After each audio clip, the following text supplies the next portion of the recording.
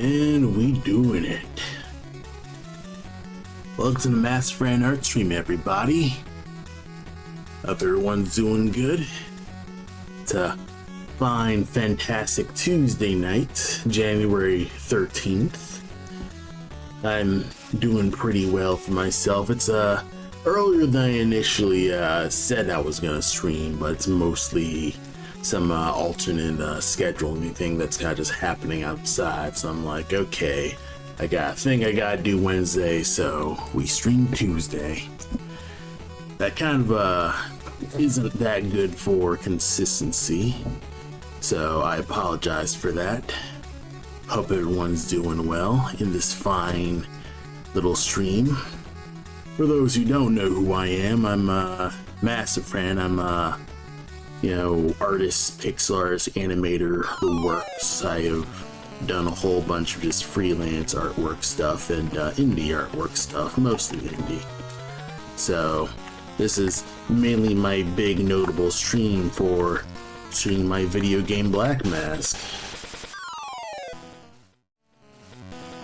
And for those who are, new to what I usually do, this Blackmask is a Game Boy style stealth platformer game about a raccoon treasure hunter on his way to, track down, several different treasures to sell in this merchant shop. It's a two-man team with me as the artist and writer, and my programmer as the, my programmer Adam as the, programmer and, general game designer and things like that. We've been working on it for the past, since 2020, and we're hard at work making a little demo. And so far, it's been pretty alright. Right now, my programmer has mainly been tackling getting the boss fight stuff going for Blackmask right now. And it's been pretty okay. Kind of just, we're, going back and forth and chatting about, what we're proposing of what, Nad will be doing as the boss and stuff like that. So, I've seen things on the horizon, and, hopefully this year will be our year that we can actually have something releasable for everyone to enjoy. So, sit tight and, cross your fingers for us.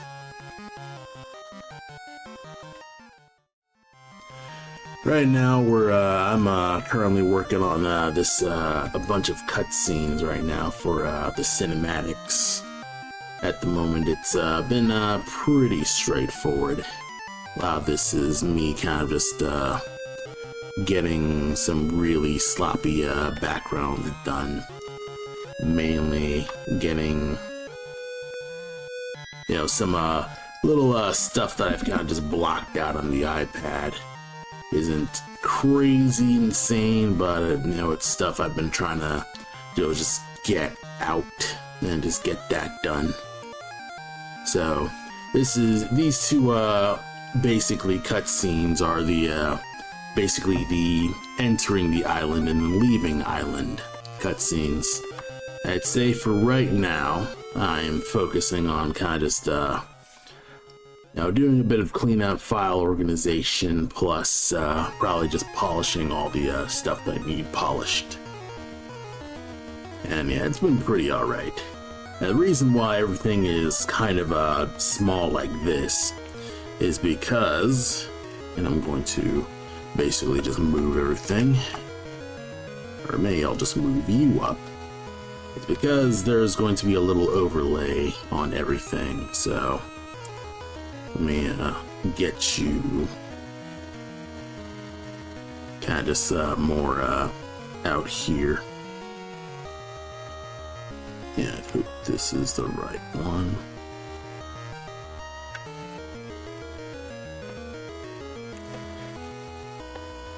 Yeah, get you just stretched out here, because I guess when it comes to creating little pixel art stuff, that's you're kind of just creating whole new things. The arrow's not moving. It works. So yeah, currently working on getting some little water designs down here. And the font's not perfect, but we'll figure that out as I go. And yeah, kind of just fiddling around with a little black overlay here. Have a basic island approach, and then we have the characters. Have like a little CG background here. And this actually has colored background, like a dark green. And essentially this is, you know, all these little just fancy cutscene cinematic stuff in style of, you know, just old Game Boy games. Last stream I worked on this cutscene, which is a, you know, just general intro cutscene where Cole actually gets to the island and, you know, briefs himself on what they're about to do. There we are. One thing I could probably do is rework this.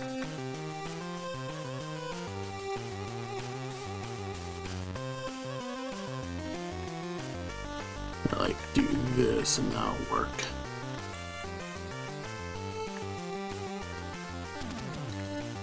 I may like do something like this as a little subtle.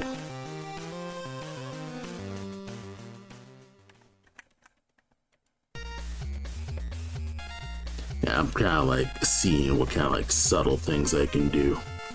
So far, so good. Yeah, I haven't worked too much on the new cutscenes at the moment. I've kind of just been busy tackling some other things. I skipped out of my game stream last week because I took a big work opportunity where I could get some extra hours at my job. And I drove all the way to central Illinois, so I live further in northern Illinois. So, you know, it is what it is with that. So, I've, you know, it was pretty alright. I, you know, was visiting the, you know, I was taking people to the University of Illinois spot, and they were having an event. So I didn't really like stick too long there because, you know, I didn't know it's not my scene. It's not, you know, it's not my business of what happens there. So, you know, I was there, stuck in my hotel room, and kind of just, you know, just did some like catching up with reading and writing and stuff like that. I'm currently working on writing a little writing contest thing that is in a local Discord community thing, and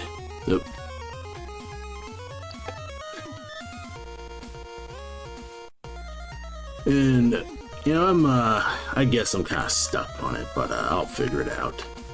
I'm you know, currently, you know, I've never written anything under specific prompt before, so I'm kind of just feeling like a moron as I go through it. So, you know, currently it's I'd say I have a premise for what the ending will be.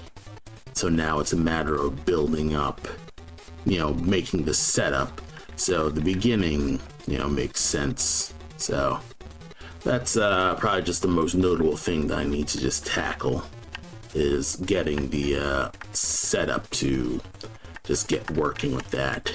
So that's probably just the initial problem that I need to deal with. So that is challenge numero 1 of working on, I guess, this side project. I'm trying not to like put crazy pressure on myself to finish it, but I do want to you know, have more than just this done, and kind of just train myself to write something more often.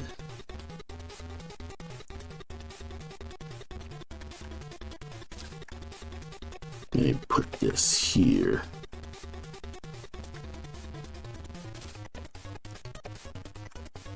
And get some actual writing down.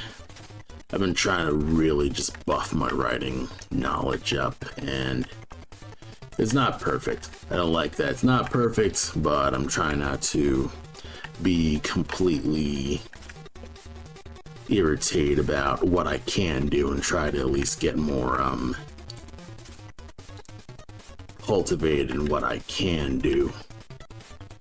So I've also been, I've been reading, I guess, mindfulness books, so to speak, and trying to just get myself to not be constantly shit talking myself all the time. Yeah, it'll work. Yeah, I'm probably like working too much. Hey, thanks for the follow, Weenie Bagel. Hope you're doing well. I'm just getting just a bunch of this pixel art done and kind of just doing some tiny bits of polishing with this animation. Nah, that's fine. Yeah, I probably shouldn't have called you out and stuff like that.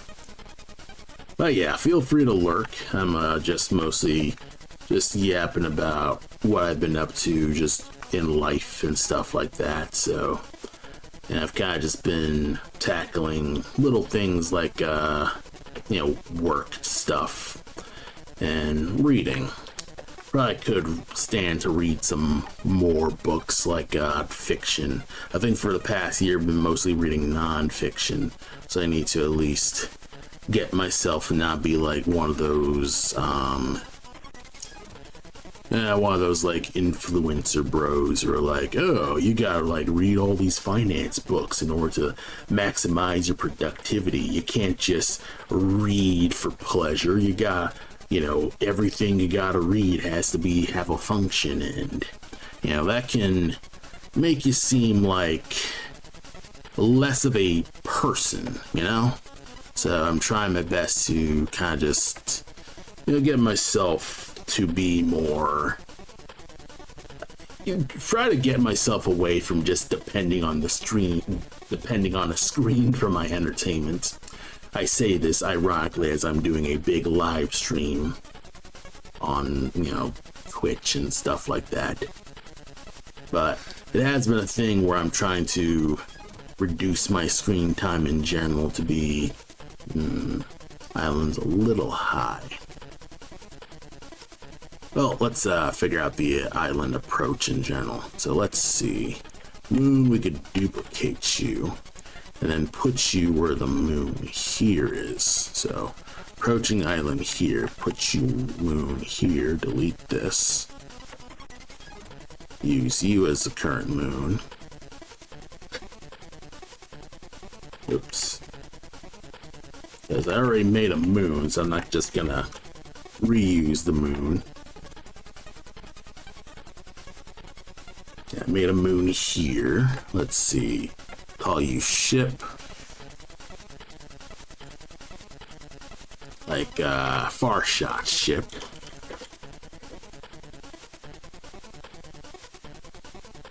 Call you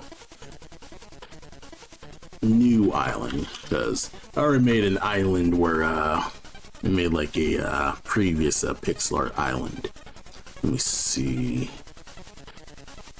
Yeah, like ship island. Let me hide you here.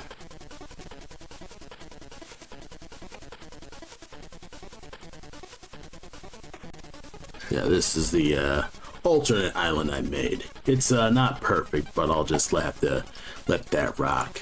Night Sea. You know what? I could probably duplicate you as well. Night Sea, Night Cloud, Stars. You know what? Let's see, Stars. Prepare yet. Let's put this under a group called... That's not my shortcuts. Called Night Scene.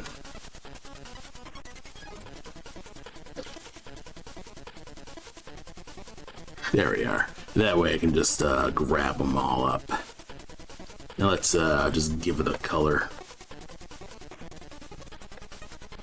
And like blue for dark night. And of course I need to crank up the alpha. But yeah, night scene.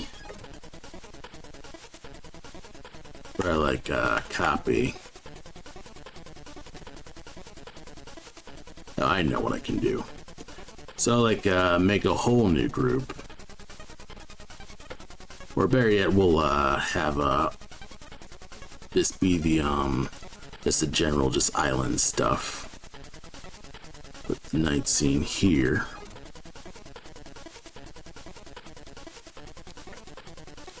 I put the moon stuff here.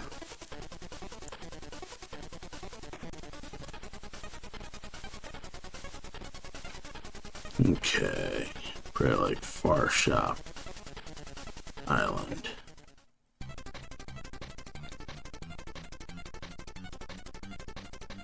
Far Shop Ship. New Island.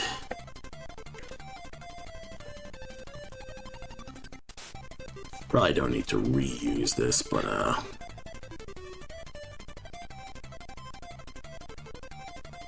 probably like Mid-Shot Island. There we are. So I got Mid-Shot Island. Overlays a little much. I should probably do like a black overlay for my own like personal, you know, border setup. That's it. Effects, outline, Control Shift D. Get you to be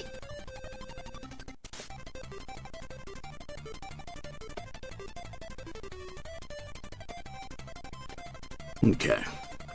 So these are the little spots, and then I'll just black that out later.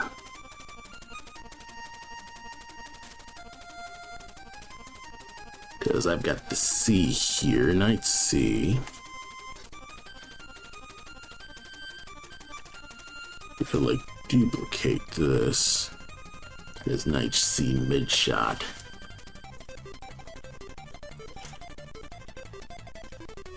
Or Far Shot. That way.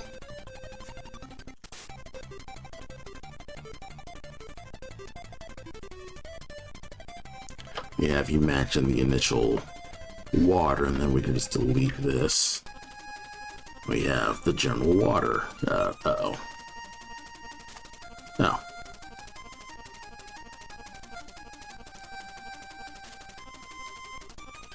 Let's see, Ship Island.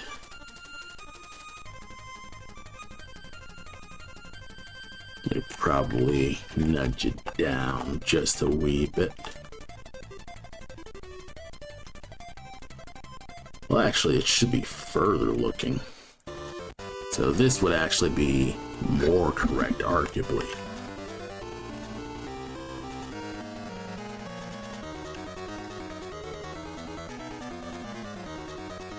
Like, I could probably, like, zoom you in here, then add, like,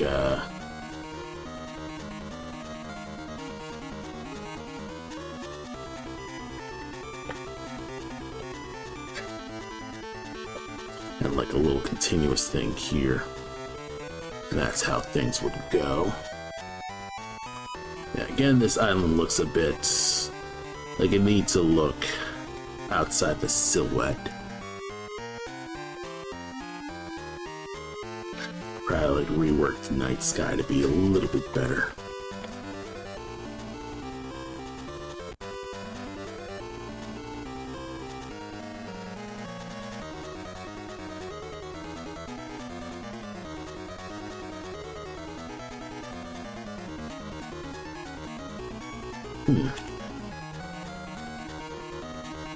Maybe if I made a new gradient. They call this new gradient like stars 2 or something. Get that new gradient there. Work with this.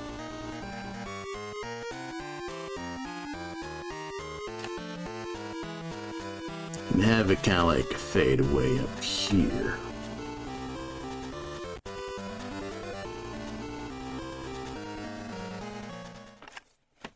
Maybe like this. Or maybe just have it like this. because I am working off like a really dark black to kind of just have something working here.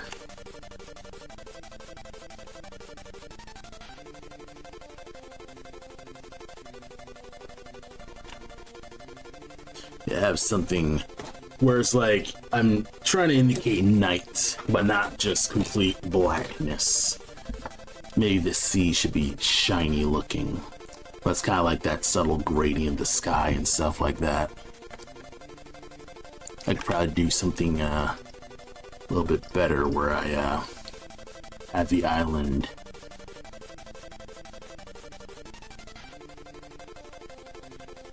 look brighter.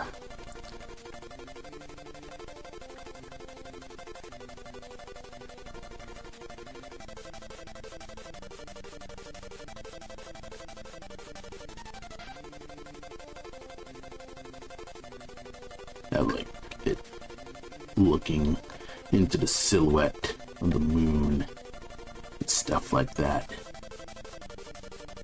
There we are. It's not absolutely perfect, but right now I'm in the process of just trying to just block them all out. Get them all out there and kind of just see how the composition is going to look. And then I polish when everything's looking like it's in the correct place. And that's the tough thing about trying to just get yourself into the pixel art process, is that you can fall into the trap of trying to optimize your stuff out too early. You know, you're trying to, you know, polish things like within the first hour of creating the initial sketch and blocking and stuff like that. But yeah, that's a trap where you'll end up getting yourself into an editing loop where you draw the thing and then you notice a mistake, then you go back to fix the mistake, and then you keep going, but you keep noticing more mistakes, but then you keep going back, and then you just keep going back, and you're needling around on the same thing for hours on end until you realize, oh, I've blown a lot of time working on a thing that, you know, it's, you know, I haven't made any progress creating the thing. So that can be an issue if you're not careful. I could probably like delete this. Character. And your storyboard. Background set pieces. Maybe like dark green, light green, screen margins. What is? Oh yeah, I know what that is.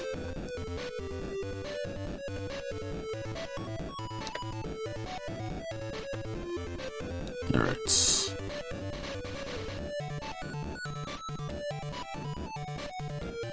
Alright, we hide approach island and add leave island. Since this is the same ship, I could probably just delete this. Add a new thing. Delete this. Sunrise for here. And the sky gradients. I mean, that's a little crap, but we're gonna do it here. And what is this?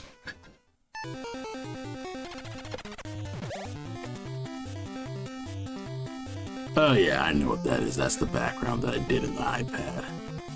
I don't need that, but I could use the sun here. We're going to duplicate this and call this the probably the sunrise scene. So put that here.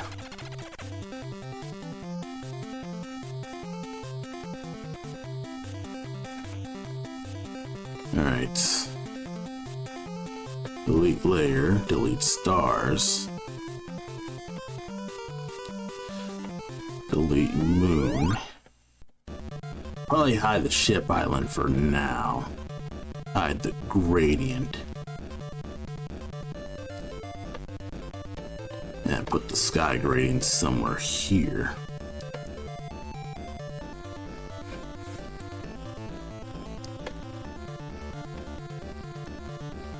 call this day C, maybe.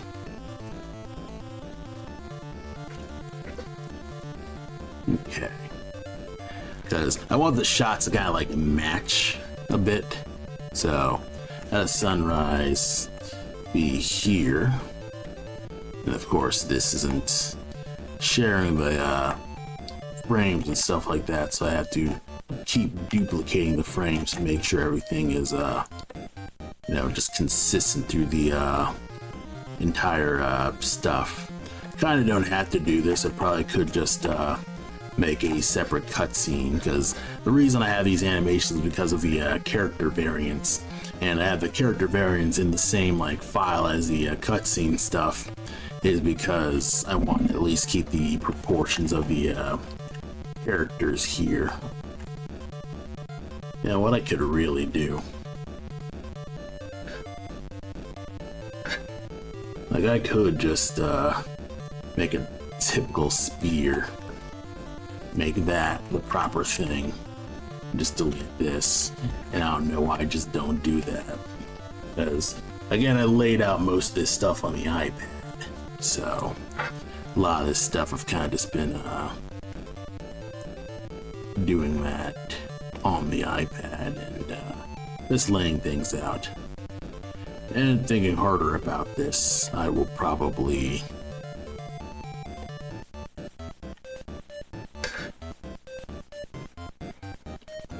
light gray. That could work. Light gray, and then the overlay will be like this. And then sky gradients like this. Yeah, fuck it, we'll make a new sky gradient. And you know what? Let's make a new black gradient here.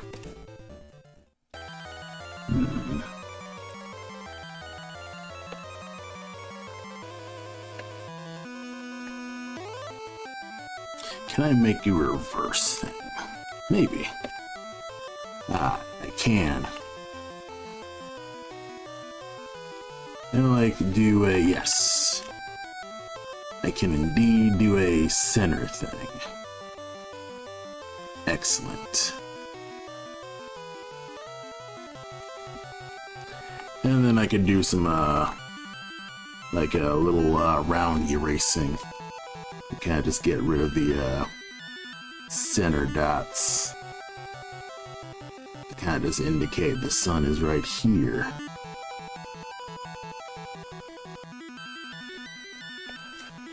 Really nice. Okay. Got the day C here. And then we have a similar far shot ship.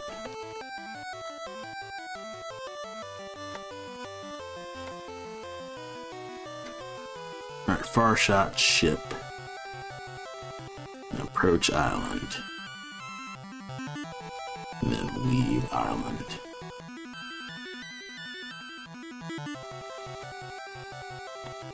Now leaving island. I could probably like have like a basic layout here.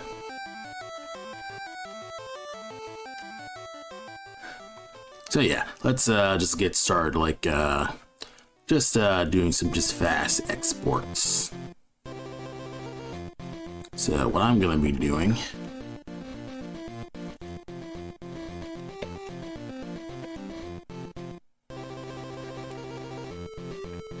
or better yet, do this at the overlay.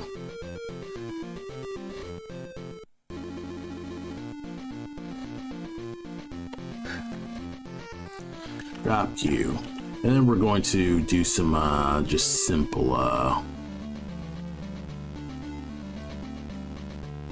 selected frames.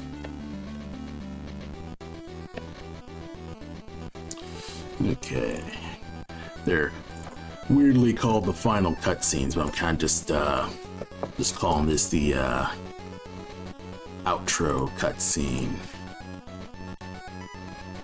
ending. cutscene. Ending cutscene 1.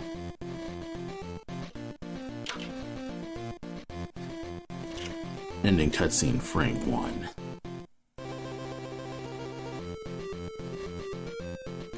That should be good. Okay, approach island. I probably should have just had this be the, you know, escape island or something like that, but we'll just let that roll. Use dark screen here.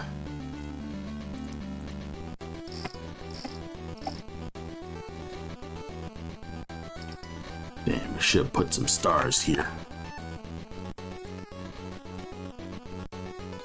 And have this be intro 1.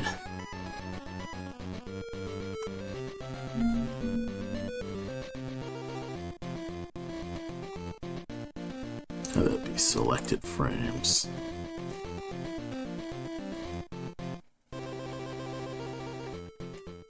Alright, this is kind of working.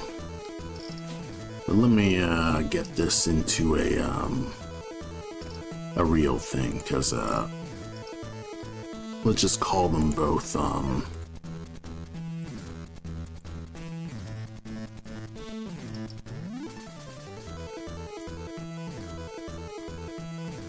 alright, probably like outside. Easy.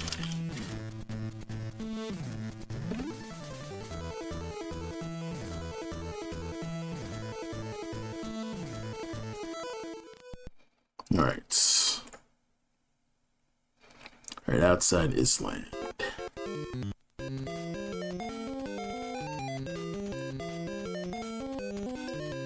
Okay, behind you. I think for now we're just going to get to trying to just refine stuff here.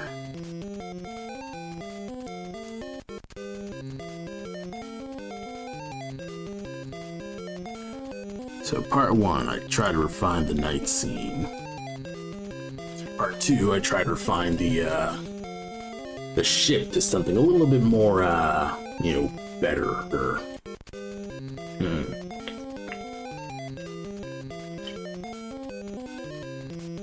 I actually think I'm gonna just rework the water, because the water is not fine to me. So yeah, motherfuck that.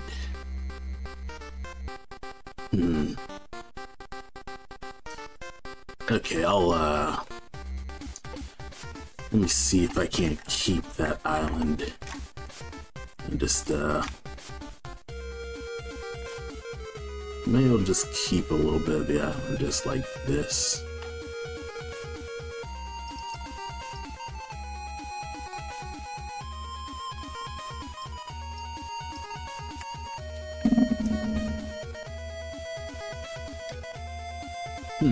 Okay.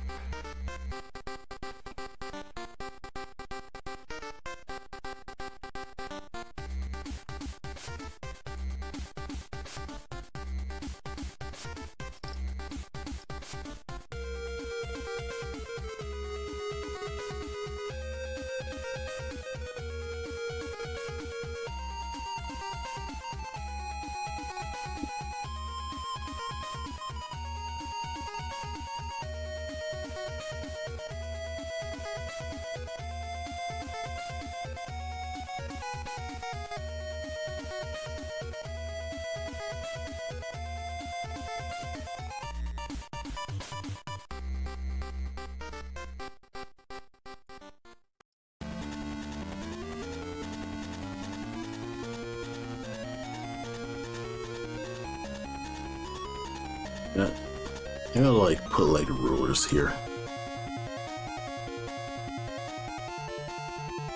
Where's some rulers I could like place down or something like that?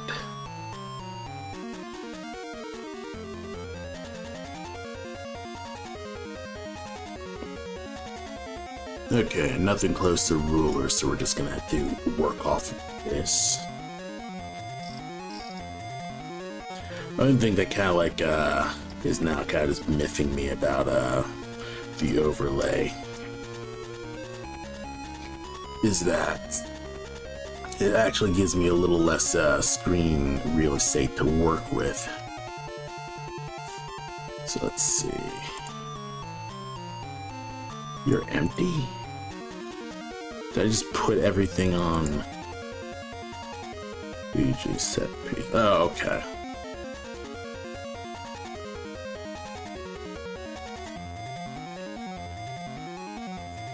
Just delete that. BG set pieces. Call you this BG set pieces. Okay.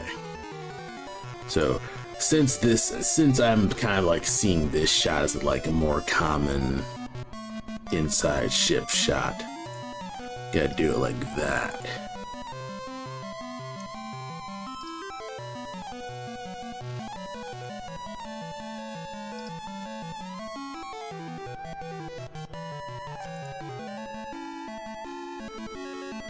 Move you here.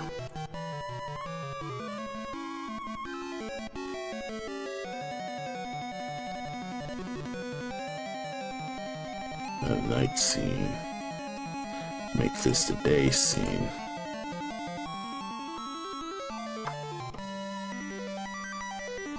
Why do I have two shipwrecks? Oh yeah, because one's a tile.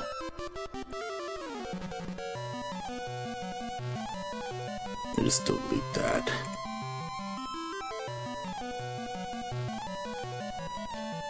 Yeah, whatever works.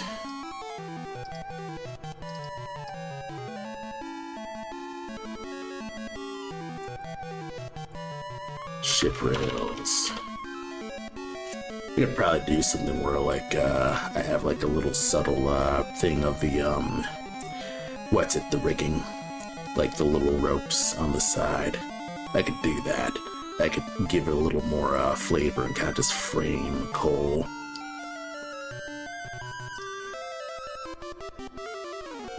Oh, come on. That's not the one.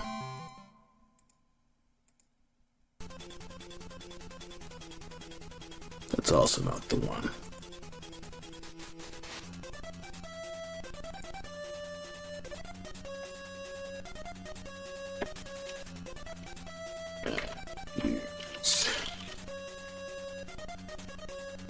Yeah.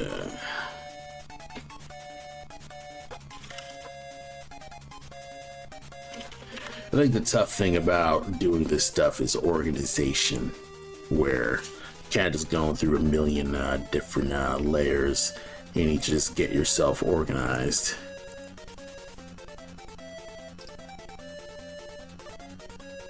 Okay, you're here. Excuse me. Alright, so we call you a scene.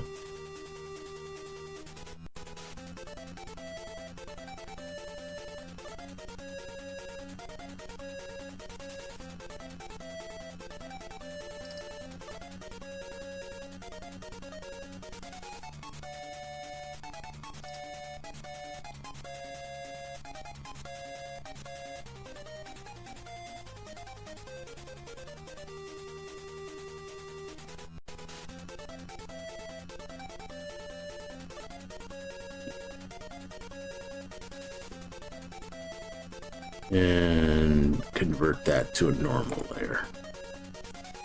And just have this colored.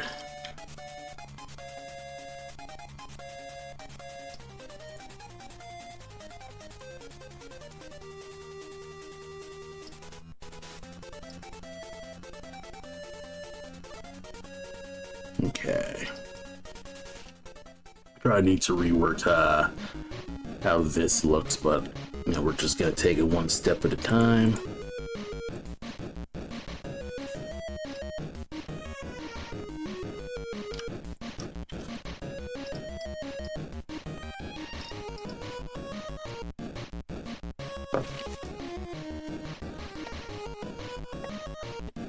Yeah, just fill it up. That'll work.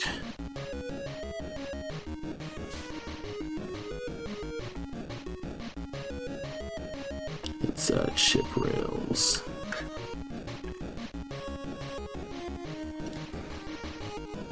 You like invert the selection.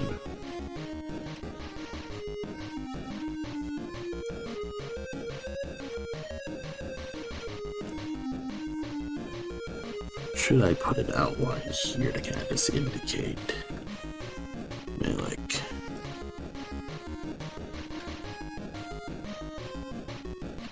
this might work.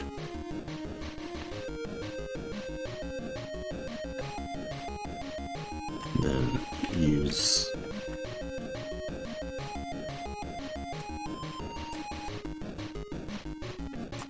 indicate that you're just much closer.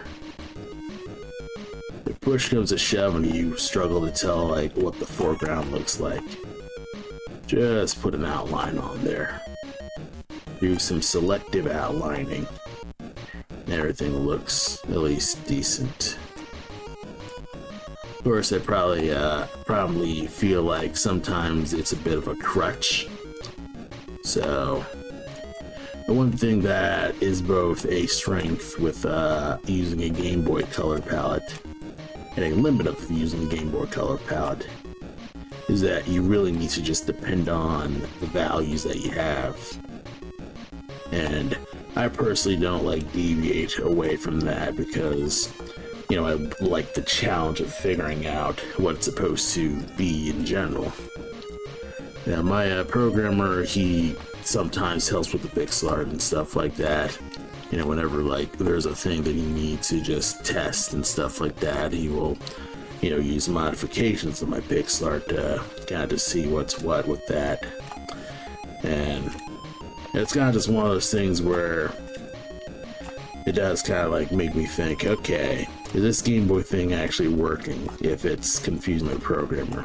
Because if it's confusing my programmer, it's certainly confusing. It's certainly going to be confusing.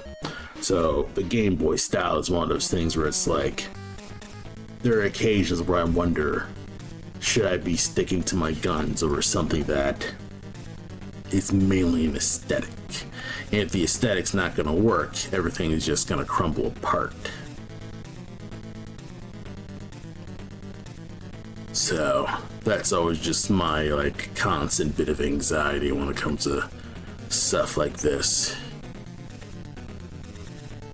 Okay. Ship railings. But what I'm supposed to be doing is actually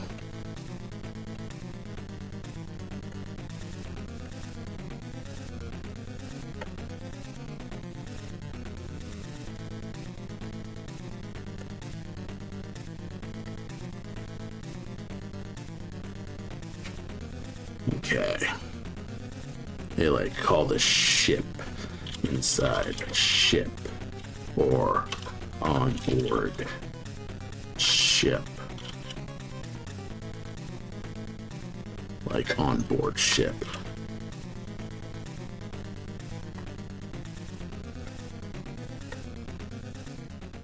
Alright, probably like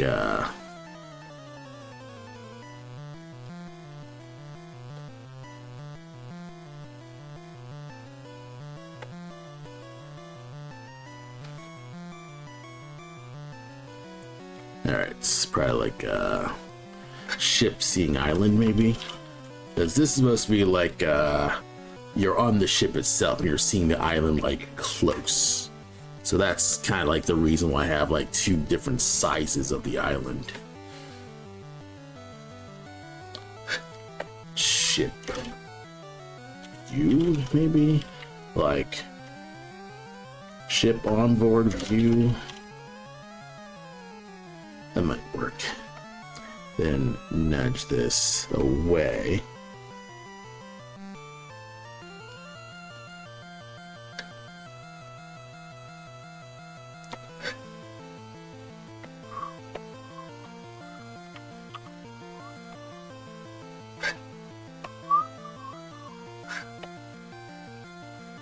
Alright.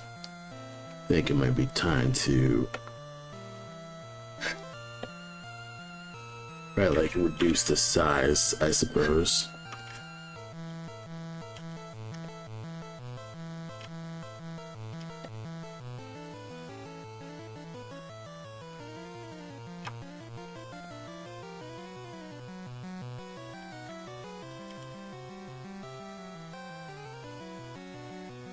Yeah.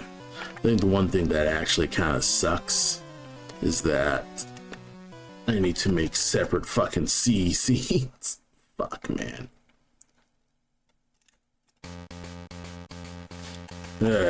Maybe like C.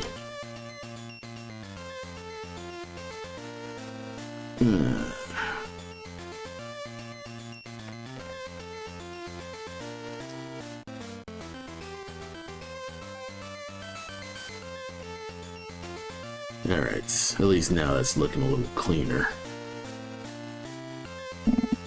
And that's a tough thing about like doing a lot of this stuff is you gotta kind of constantly be dealing with that like messy middle part when you feel like everything you're doing is kind of just dumb at the moment. You have to basically stick with your guns and figure out, okay, what's working, what's not working, and kind of just see what's what. So you're here. I could just go back and use the old island because I think at this point I've shrunk it so much that at this point I might as well just reuse this island.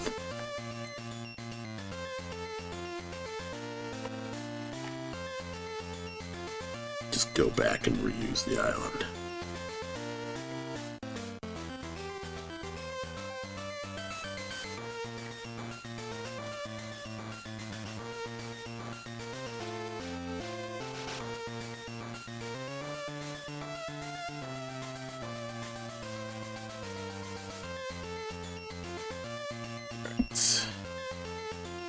So far, it's okay. Oh.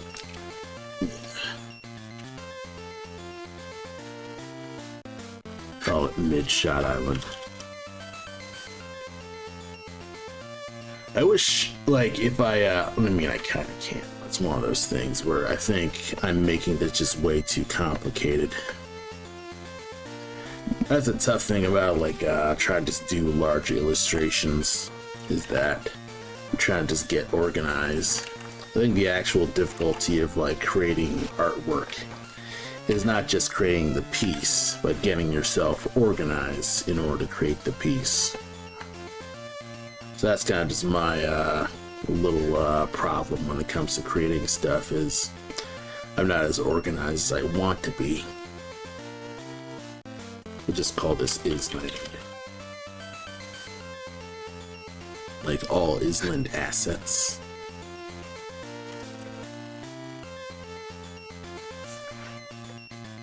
Get rid of the onboard. Get rid of the character. May like call this Ship Island, maybe? No.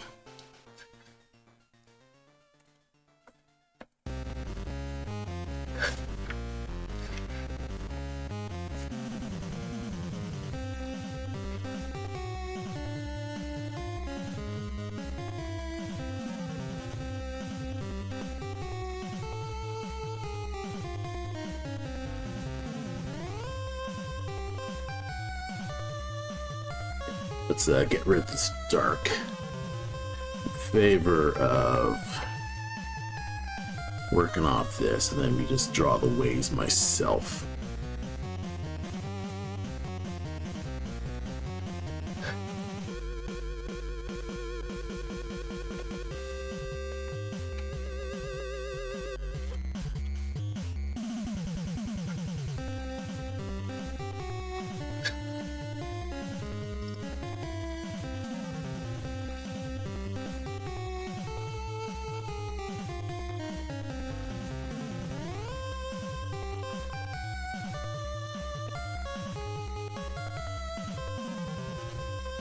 Okay. Good. I'm kind of just polishing the moon for literally no reason. And the reason I just paint the inside of the moon instead of like coloring the like making this part transparent, like doing a moon like this, is because if I ever create stars, like, let me see if I can get stars here. So if I ever create stars, if I ever move the moon, and I accidentally like leave the moon here, stuff like that, it's gonna, you know, the star is gonna be inside the moon, but that makes not a lick of sense for like the actual moon. The moon's actually a big like sphere. Like doing something like this would indicate the moon's hollow. Instead, if you keep it filled, so no matter where you move the moon, it'll still be like on top of any star, so you won't make that mistake. So that's kind of just a real dumb, silly detail that I'm sure no one's actually going to care about, but you know, it's one of those things where I guess anyone who thinks about that more will kind of think, you know, just notice if you just make that fumble. So let's see, ship island. Let's just type up the ship, perhaps. Yes, let's see if we can rework the ship. I'm actually like not liking this because it indicates that it's in motion, when what it really should be doing is looking like it's actually kind of standing still.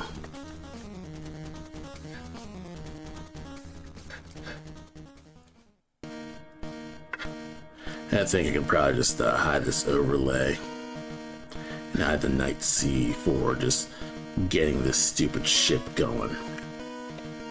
And I wasn't thinking too hard about the ship design too much, and I probably should have, because I've made concept art of the ship's, what the ship's supposed to be, but it's like this very rudimentary. It's just like really crap sketches. I mean, they're decent sketches, but it's one of those things where it's like, I think the tough thing is deciding what ship design is helpful for, you know, the big like story stuff. Because, you know, on the one hand, I know a whole lot of fuck all about ships, so that's kind of just one of those things where I need to do way more research when it comes to just a lot of like boating and stuff like that. And of course, I'd say it's also just a general fact that I am not as well versed in, I guess, you know, a lot of things. You know, you go into stuff, you know, with the hope that you will create a thing, and then when you're actually deep in the weeds, you realize, oh hey, you don't actually know everything that you need to know, and it can be real intimidating. You can feel anxious about that because you go in hoping that you would have all the answers, and since you don't have all the answers, it can be worrisome. One thing that I can say that I guess I just get from a lot of the advice books about anxiety is to, you know, one, not worry about it, but kind of just think about it more objectively. Instead of saying, I'm stupid, I know nothing, you say, alright, I just need to do some more research. I'm missing research. That's literally just all. And that way you can at least reframe all that thinking, so you're not constantly shit talking yourself. And that's one thing that I just constantly do, is just I keep shit talking myself because I kind of feel like I need to in order to feel like I am doing good, quote unquote. You're seeing me kind of like finger quotes, but I'm a VTuber, so. But the big like general problem of like you know, you obviously don't know enough, and you can either blow a lot of time in this research hole, which, I mean, obviously it's not bad to do research, but it's one of those things where if you end up blowing so much of your time in that research hole and not actually doing stuff, you're not going to actually get anything achieved. So obviously I'm gonna do some more research when it comes to a lot of these boats at the moment. But right now, motherfucker, right now I'm going to just get as much blocking done for what's essentially a faraway shot of a boat. Not supposed to be a super detailed thing. It's just supposed to be interpretation of a ship. It's not supposed to be exactly detailed. It's not supposed to be, you know, an immaculate representation of a true carval and things like that.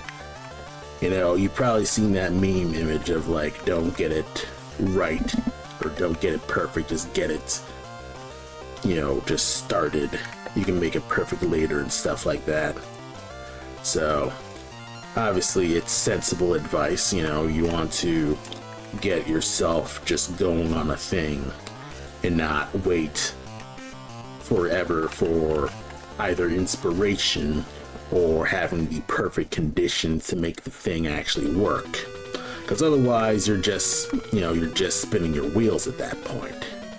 So, you know, this is obviously not my own advice. This is basically, I'm looking at a few psychology self-help books, which, you know, it has its own thing, but I guess I have slightly more trust in self-help books than, I guess, self-help videos, because I guess, you know, YouTube and TikTok, it profits off just getting views instead of having real information. So I tend to just be much more skeptical of, I suppose, like, you know, video self-help. So that's kind of just my own, like, personal beef. I've kind of, like, felt like that is basically a result of me being not as happy with the state of, I guess, advice on YouTube. You've got a lot of armchair experts and not a lot of actual actively working people who are actually working on the thing. And that kind of pissed me off in general when it came to a lot of stuff. Like, I'd say the big, like, catalyst of me kind of just going into this mindset of just no longer accepting a lot of armchair experts is a lot of the pirate software fiasco, where, you know, he's basically kind of just been like in this, like, okay, stop killing games. He had a bad take about it, but the fact that he doubled down on it was just a big problem, and that he just refused to accept that he was wrong on that take. And then it ended up kind of like people starting to scrutinize him more, like, that, you know, thinking about, okay, how much of an expert is this guy really? And then you have people kind of like just double checking like his actual Blizzard credentials, and it turns out his credentials aren't exactly solid when it comes to game development. So it's one of those things where it's like, you know, anyone can say they're whoever they are, and if you don't take enough time to actually look into that, or, you know, look more into, like, you know, how they acquire that information and stuff like that, you will be taken for a loop and stuff like that. And obviously the you know, self-help books aren't you know, self-help books are also, you know, it has its own problems. I've seen some, like, research that a lot of the stuff that Freakonomics finds is actually, like, it kind of makes up some stats as it goes, so that can be an issue. So that's one thing that I need to constantly keep my eyes open on that. I recently also read a book, How to Read Nonfiction, by Thomas Foster, and I liked their How to Read Fiction series, or How to Read Fiction book. So I was like, okay, how to read nonfiction. And a lot of that is, you know, pretty straightforward. You know, don't believe literally everything you see online. You know, some people can fudge statistics and make them mean whatever they want if they present specific information, look up biases, things like that. But it kind of one thing that it kind of like, I guess I wouldn't say that it's, they say, but kind of reminded me, is that nonfiction does not necessarily equal the truth, a capital T truth, because, you know, a lot of it is, you know, narrativized, and it can be a certain point of view or a certain perspective, not one little piece of writing can encompass every little piece of view when it comes to, you know, an article, so to speak. So one article talking about the American Revolution will probably only talk about like all the George Washington stuff, but it'll probably never talk about things like, you know, how the Native Americans had to deal with that, or things like, you know, how King George and the British Empire had to just deal with basically a rebellious colony trying to, you know, get away from it, and it's been screwing over a lot of the British economy and stuff like that. You know, it's a whole bunch of junk, and obviously it's a bit beyond my pay grade at the moment, but I was able to get through the book enough to kind of just, I guess, I was able to kind of just be able to just get the general just gist of what it was about. But I still want to just get through to it because I want to just read more books in general. That's kind of the big thing that I was just trying to just push for myself is, how about you just actually read instead of just mindlessly consume audiobooks or podcasts and things like that? Because I kind of feel like, I guess, with all the worries about brain rot and things like that, it's kind of legit, because if you're just constantly just being passive about consuming information, are you really retaining that information? So I've kind of just been realizing that if I actively think about it, I'm not actually retaining that information. I might be able to pop off that trivia if I think about it, but am I actually remembering, you know, how a thing's supposed to be? Not specifically. So that's one of those things where I need to just get myself, no, that's basically just the main reason why I'm trying to just get myself to just read more books instead of just, you know, blindly drink up audiobooks or listen to podcasts all the damn time. So that's kind of just, obviously, I'm not telling you, hey, podcasts bad, never listen to podcasts. But that's kind of my own personal sense of self-growth that I'm trying to just pursue, is get myself doing something more than just, I don't know, probably like just being passive when it comes to, I guess, my information gathering. Because another thing that I'm also doing is trying to just take more notes. I'm trying to journal, and as I'm journaling, I'm also just using that journal to just take notes. It's not a specific journal like a bullet journal and things like that, though I have been trying bullet journaling, but that's neither here nor there. But essentially, I'm just trying to just get myself used to just writing stuff in a journal. And so far, it's just me, you know, just have my little 8.5 by 5.5 journal, and I'm just writing stuff in. It's not a expensive bound journal. It's a really crappy little it's like a little like I got it from Walmart for like $2. Like it's not that well, actually no, not even $2. I think I got it for like 99 cents or something like that, because I got like 4 of them in one pack, so I think that's why I'm thinking that's $2, even though that's like actually not what's supposed to look, but whatever. what I'm getting at is you don't need an expensive sketchbook or an expensive notebook to journal. You can just crank out writing on you know, you could journal in a composition notebook. Like, it's your journal, and the point of a journal is you're recording your own thoughts. You're not necessarily going to be sharing it with other people.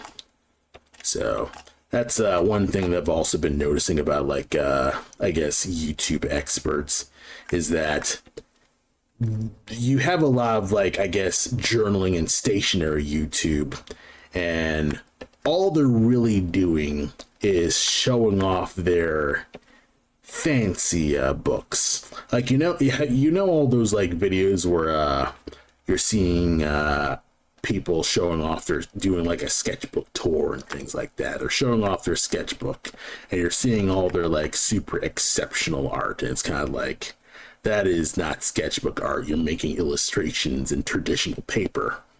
Like, a sketchbook is for you, like, constantly experimenting and figuring out what's working and what's not in your art piece and things like that. Like, a sketchbook is for, you know, just mess about or experimenting and things like that. And, you know, for a time I was self-conscious about how my sketchbook was perceived. And it's also probably half the reason why I'm not, like, posting art every day. Like, I used to post sketches just every day to kind of just say, yeah, this is my daily sketch drawing of the day. I'm just posting this just to just say, hey, I draw every day. Yeah, haha. But these days, I feel like it's encouraging me more to not finish art than actually draw art every day. So I've been always feeling self-conscious about not working on like, not finishing art, instead just posting sketchbooks every day.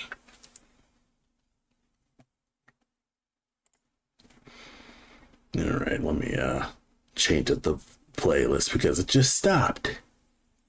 All right.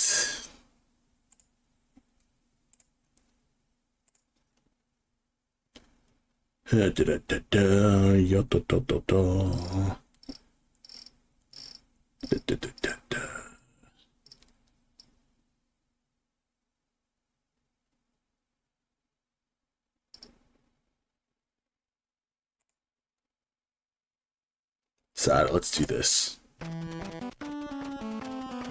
Yeah, we're just gonna get the NES stuff here. We're pixel arting, so obviously we're just gonna play NES music. That is a typical pixel art soundtrack. It's lawyer friendly, you know.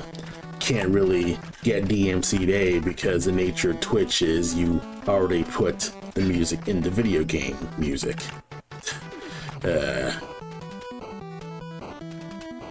So yeah, what was I saying again? Journaling, yes. So with journaling, I'm trying to just journal more often, and I'm trying not to be precious about my journal, you know, not like giving that journal a specific function. It's literally, I write down what's on my mind or what I need to keep notes on, and that's basically the gist of how I just journal. Most times it's a receptacle of where I will put my writing. Like, I'll put, like, whatever narrative writing that I need to make, I will either write it in my journal or write in my sketchbook. And then once I get home to type it and stuff like that, I will type it down, and that's where I get my general writing and stuff like that. Other people say that they use things like voice recognition and stuff like that. I guess it's kind of just me kind of like feeling like all the other times that I've tried voice recognition stuff, but I'm kind of like, I really don't believe voice recognition really works, especially when I feel like voice recognition doesn't recognize my voice. It's kind of just dumb like that. but maybe it's better these days, I'm not sure. But right now I'm not really going to be like, yes, I'm going to just do voice recognition stuff. That's what I'll do. So this'll kind of be fine.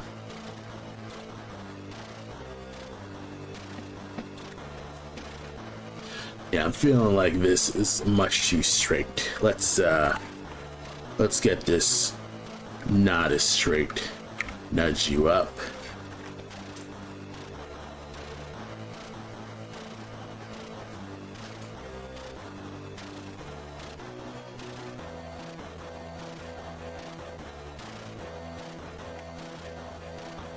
Okay.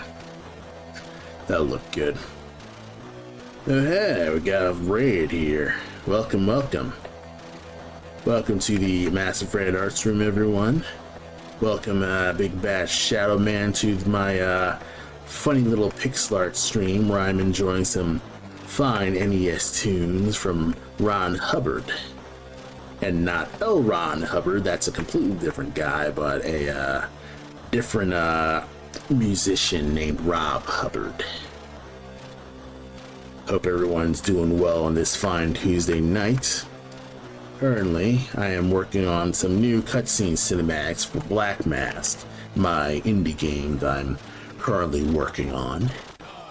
And I hope to have a demo ready sometime within this year, but with game development, it's literally however we can just actually work. So I'm not going to make a giant promise that I will have something ready this year.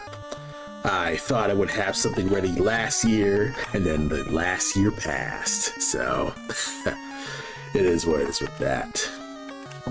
Oh yeah, hope everyone's doing good, because I am surprisingly awake. What time is it right now? 8:13. Alright. So usually I wrap this stream around 9-ish, but I do want to at least get what's essentially a ship done with this. Because essentially this is the just the intro cutscene where Cole, my raccoon character, is approaching this island, this lost island of Chimera. And on that island he's encountering Chimera known as the Owl Bears. And on that island, essentially he is seeking a secret treasure that grants him incredible magical power. So that is kind of just the general gist of what Blackmask will be, is a bit of like a a race around the world to collect cool shit. So that's essentially the hope of just getting that narrative down. There's other things to it. I keep blowing a lot of my time doing world building, but I try to at least be like, okay, enough world building. What's this as an actual narrative? So I'm trying not to be as in the weeds when it comes to constantly worrying about every tiny little aspect of a world that, it's probably going to be there. Hey Usadoji, welcome, welcome. Hope you're doing well. I'm kind of just getting I'm just yapping about just the status of writing. Currently I'm working on the actual pixel art of cutscene stuff. And right now I'm kind of like working on a little ship.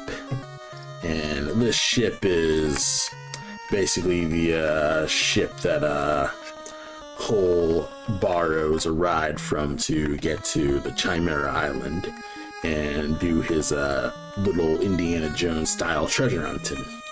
So hopefully I can at least get this ship polished enough that I can just get that rolling with that.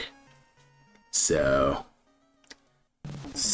far things have been pretty decent. Yeah, today I had an oil change for my car, and I was pretty fortunate that I was able to get an oil change like the day I called them.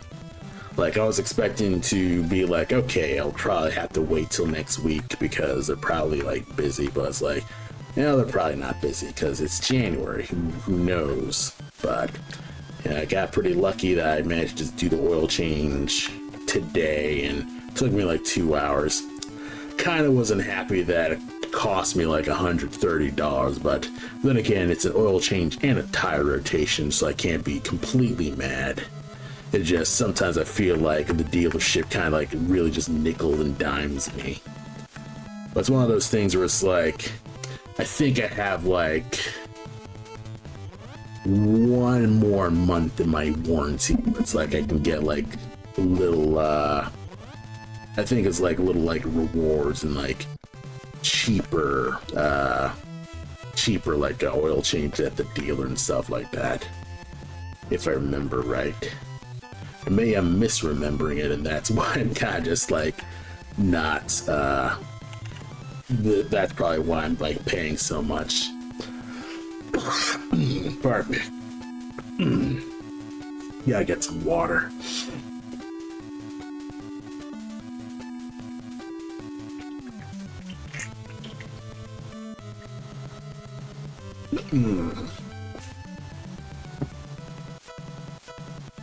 Alright, let me double check my reps real fast.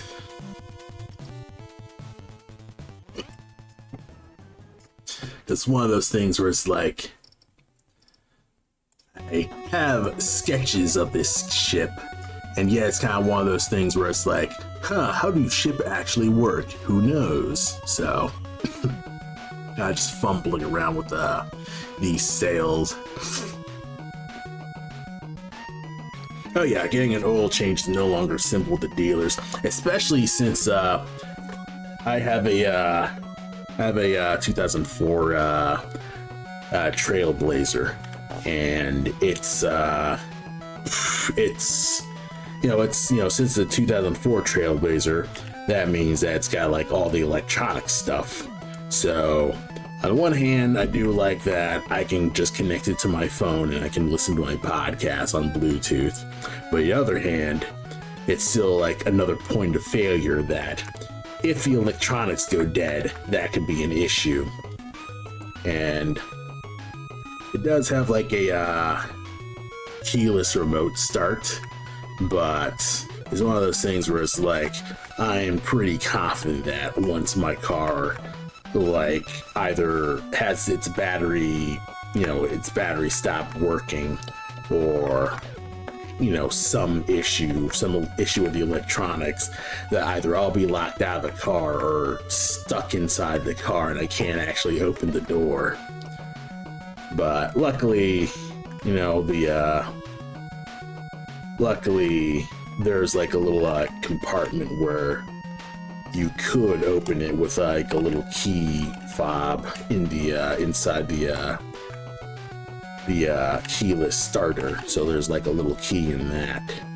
So there is, I guess, a contingency for making sure that you can actually use the mechanics, like the actual mechanical things of the car, because otherwise you're just asking for more trouble with these electronics.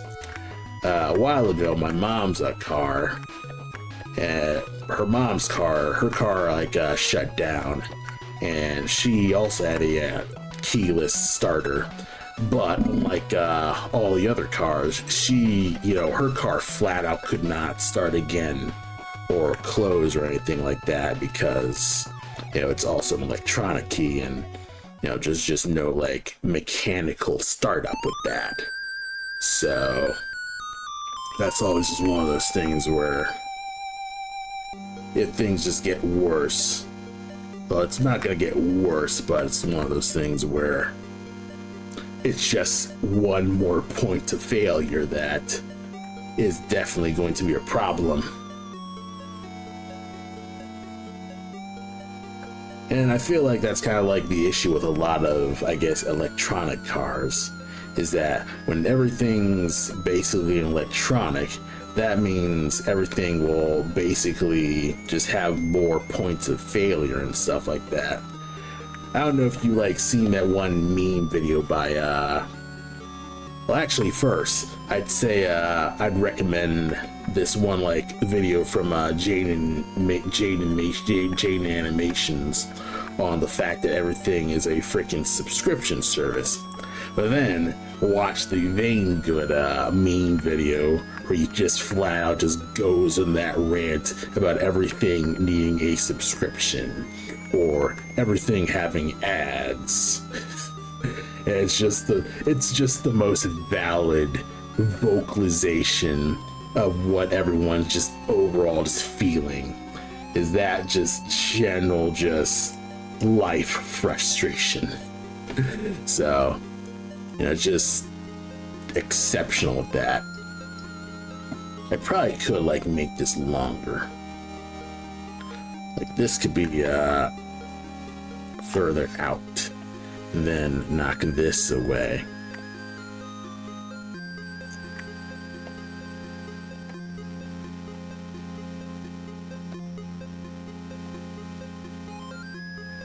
So far, so good.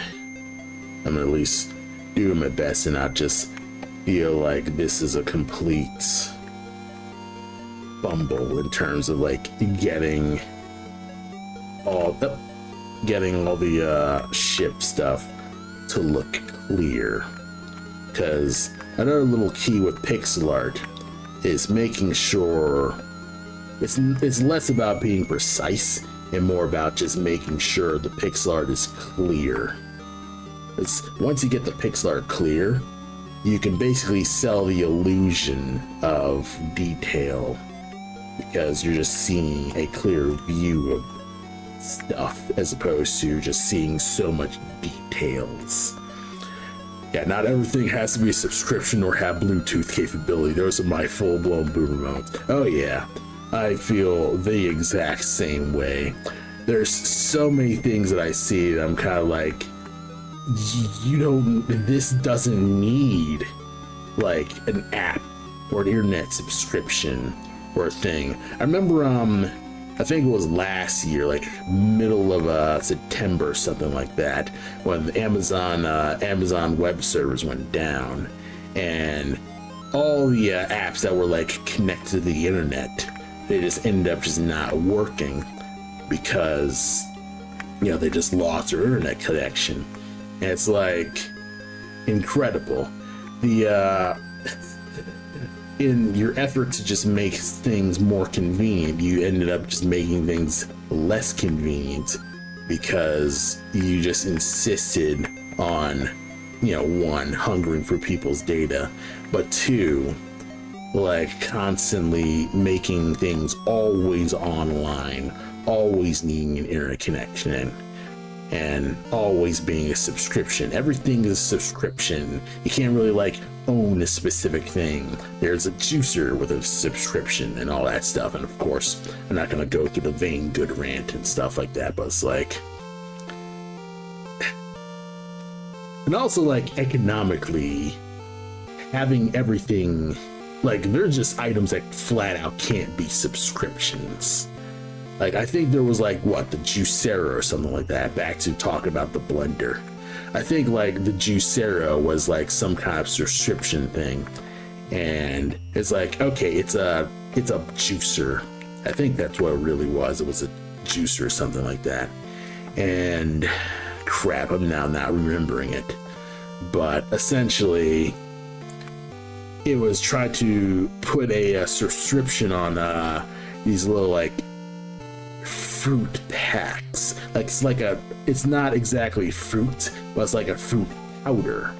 So it's kind of like you were essentially paying a subscription to get access to, I guess, essentially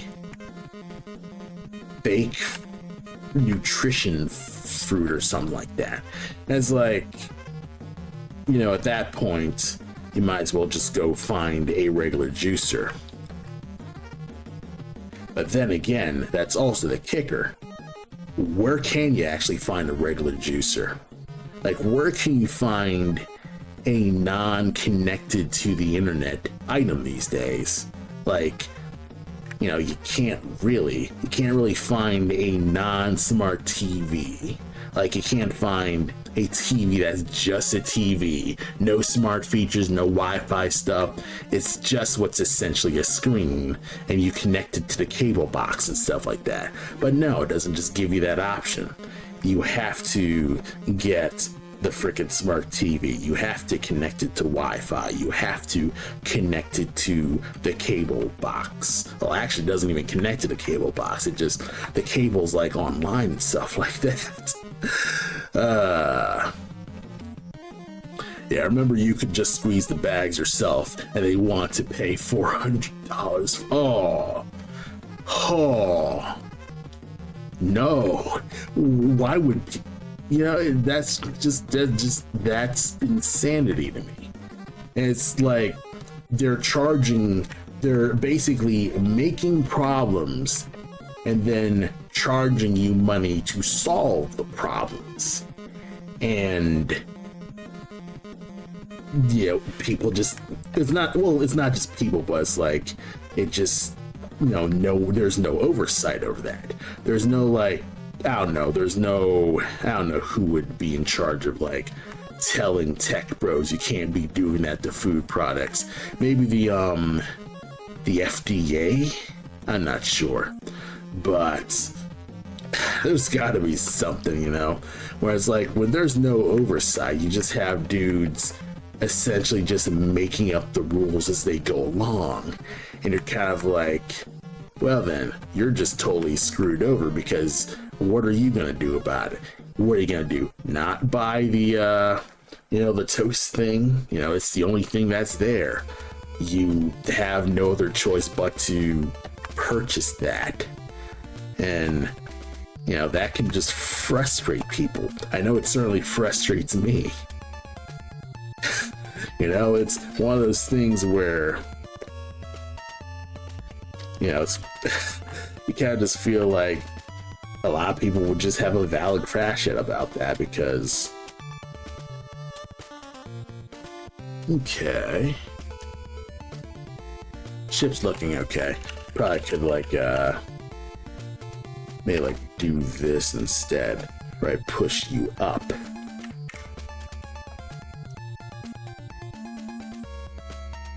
Yeah, give it like this weird sense of perspective, and that'll work.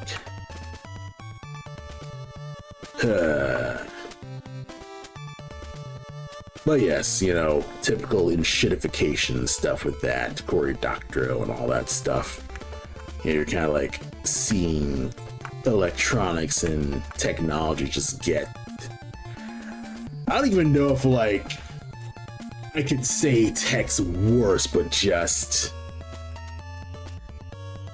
because the tech functions, it's just, it has unneeded bells and whistles that's not doing the thing that it basically just needs to do, you know?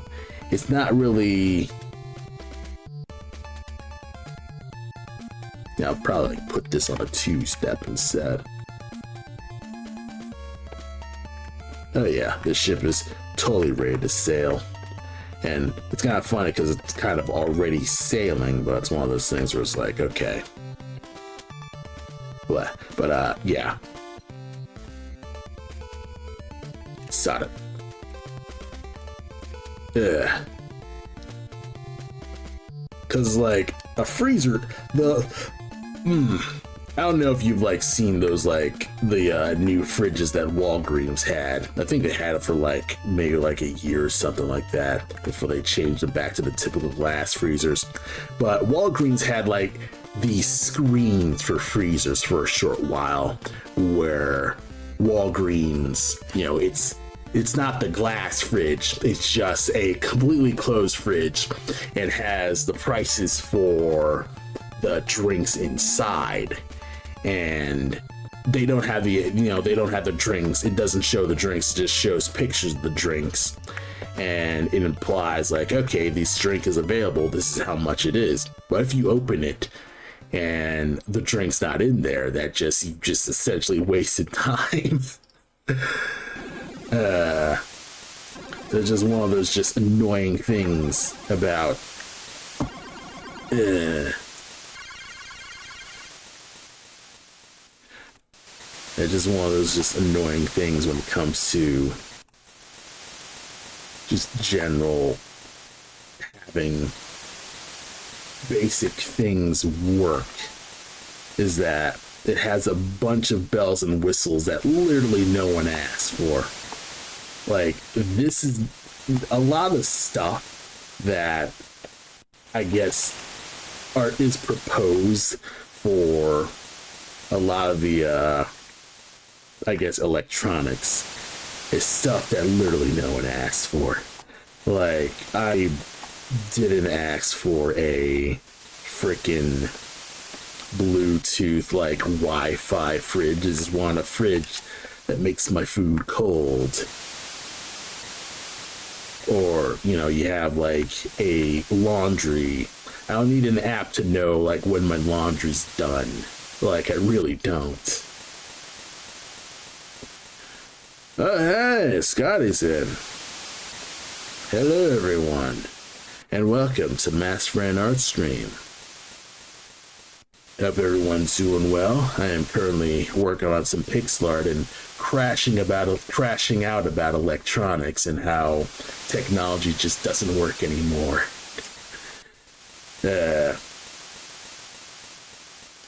Thanks for the follow, Jai Uppercut. Yeah, Rube Goldberg predicted enshittification in a sense.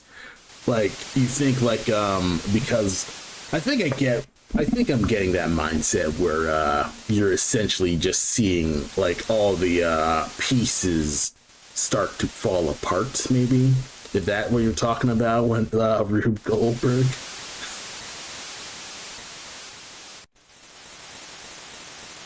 Let's see, make it like nudge you out. Or no, let's not do that, because I'm probably like spending more time making this boat than actually making the scene.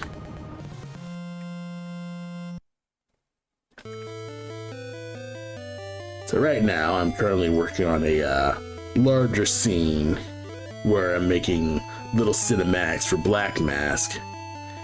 And right now this is essentially the scene where Cole is sailing to the island to do the big like demo adventure and stuff like that.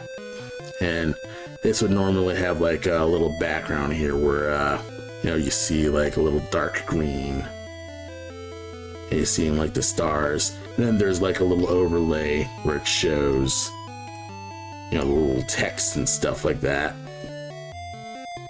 So far it's looking pretty decent.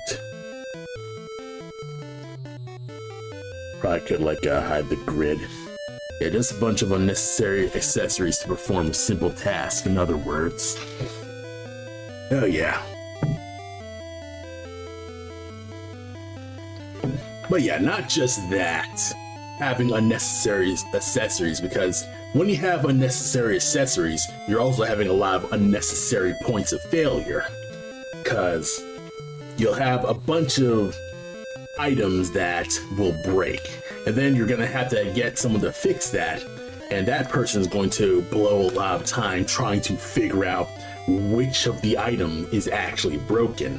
You know, assess like what the symptoms of you know, things that are broken and stuff like that. And that is basically just an overall just problem when it comes to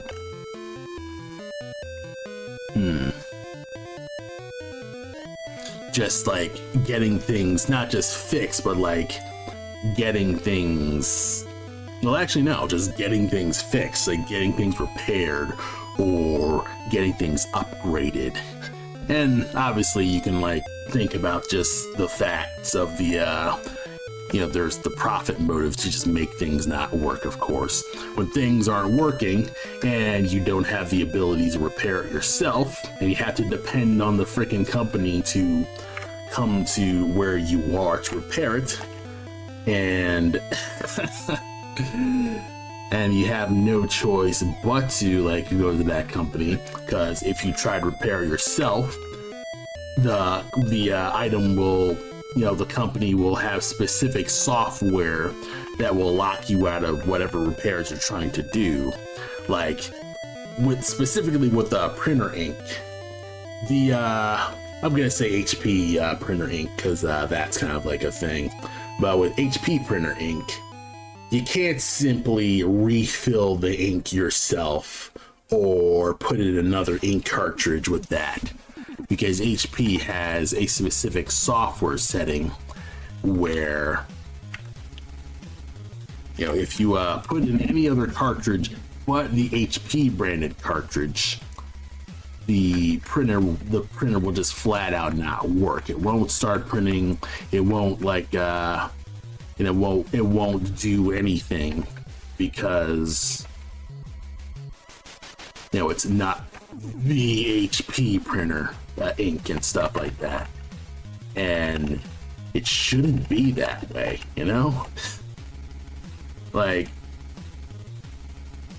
Once you buy a thing, you should be able to fiddle with it and stuff like that. That's because obviously you can't be everywhere.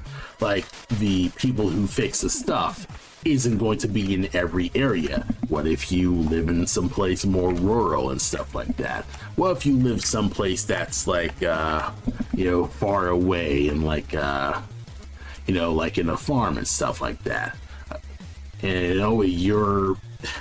you have to basically wait what's essentially maybe another 2 weeks before you can actually get something or a representative to actually get out to your area and fix your thing.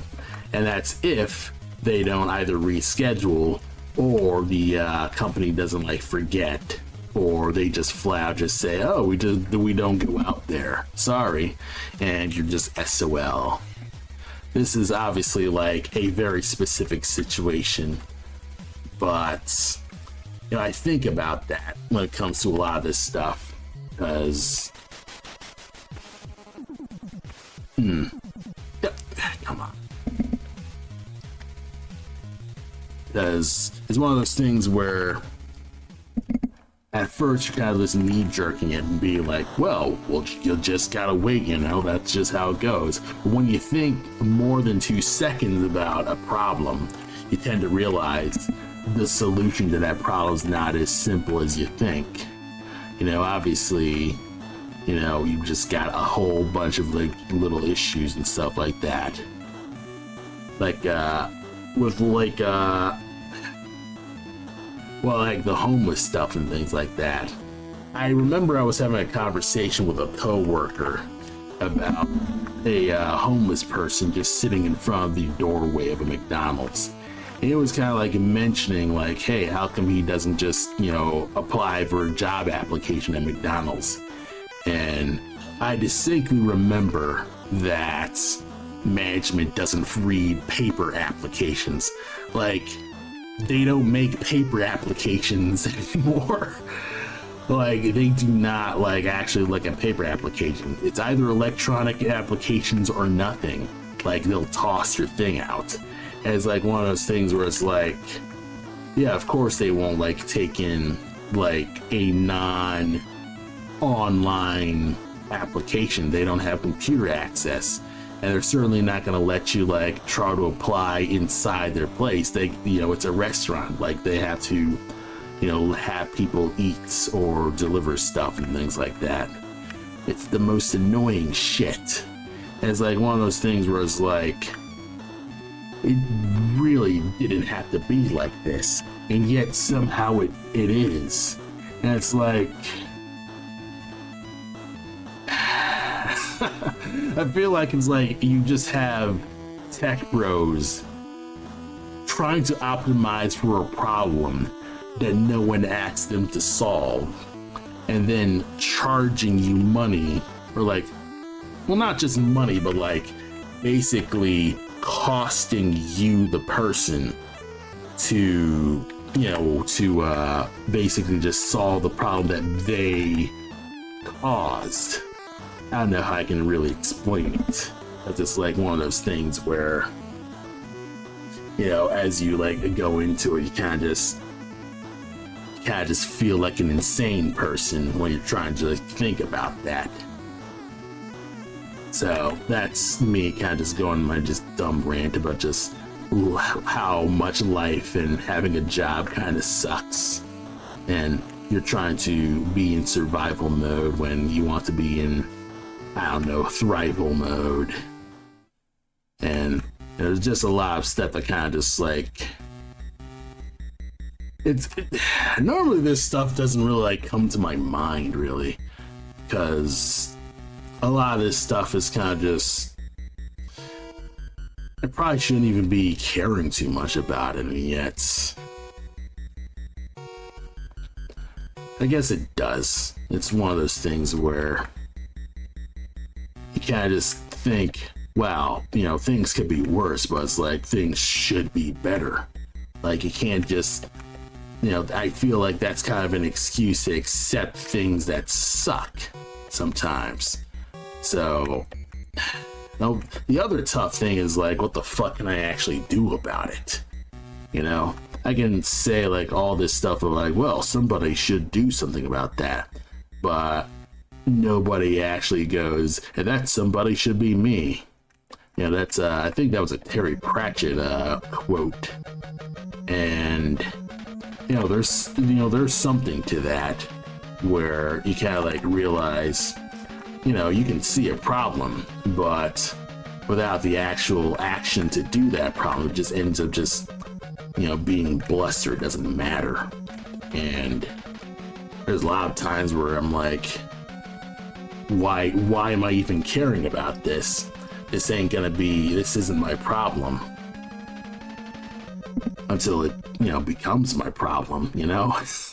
There have been a lot of times in my life where it's like, every time I don't worry about a problem, I guess through sheer coincidence, it ends up being my problem.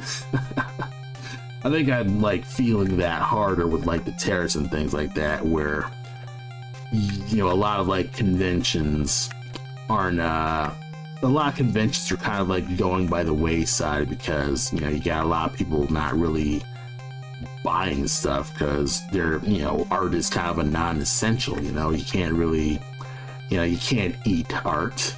You know, they have to, you know, save money for food and stuff like that. I think I'm really fumbling this. I think we're just gonna have to stick with this triangle then.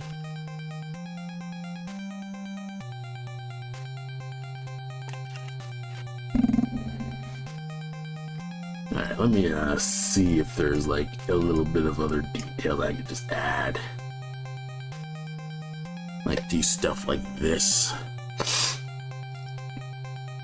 Like add some like little basic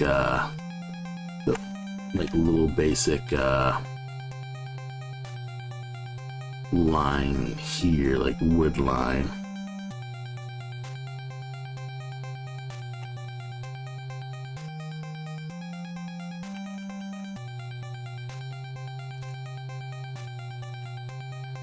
And that'll work right there. I think I'll probably like let this go for just starting to just try to just get some of the island work done.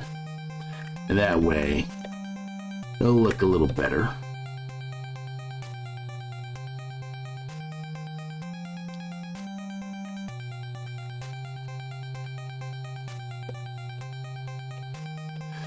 But yeah, I do want to stream Metal Gear this Saturday again. I should be free for this weekend, so I should be able to finish Metal Gear. Because I'm pretty close to beating Metal Gear Solid 1. Because all that's really left that I need to do is do the key card puzzle.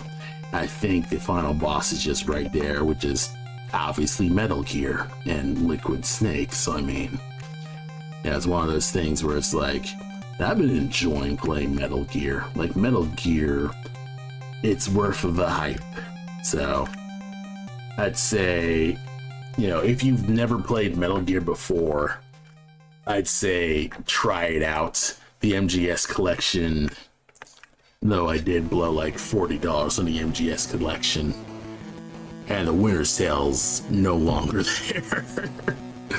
But I'd say if you can, try to play the Metal Gear Solid collection, because it has Metal Gear Solid 1, 2, 3, as well as like all versions of 1, 2. So it's got like Metal Gear Integral, like, you know, in that bundle.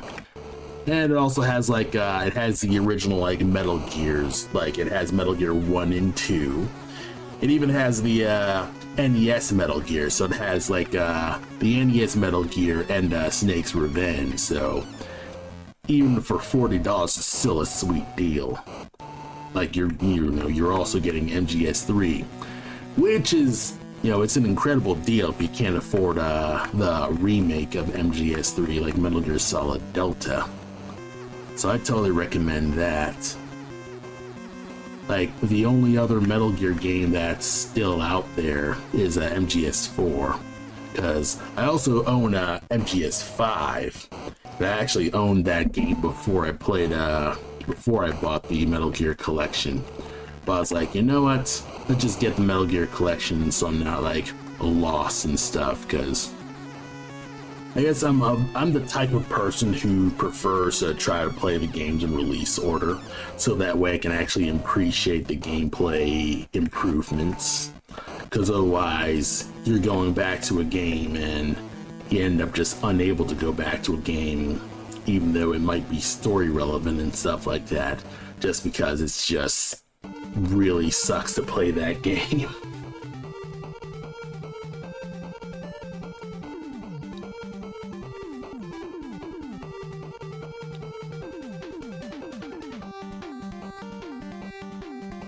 Okay.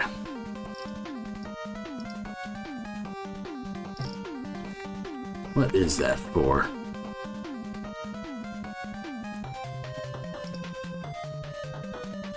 I need scissors 61.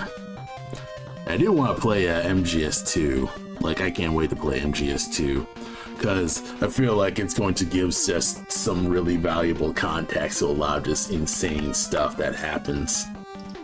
Man, I feel like I should just put that line back.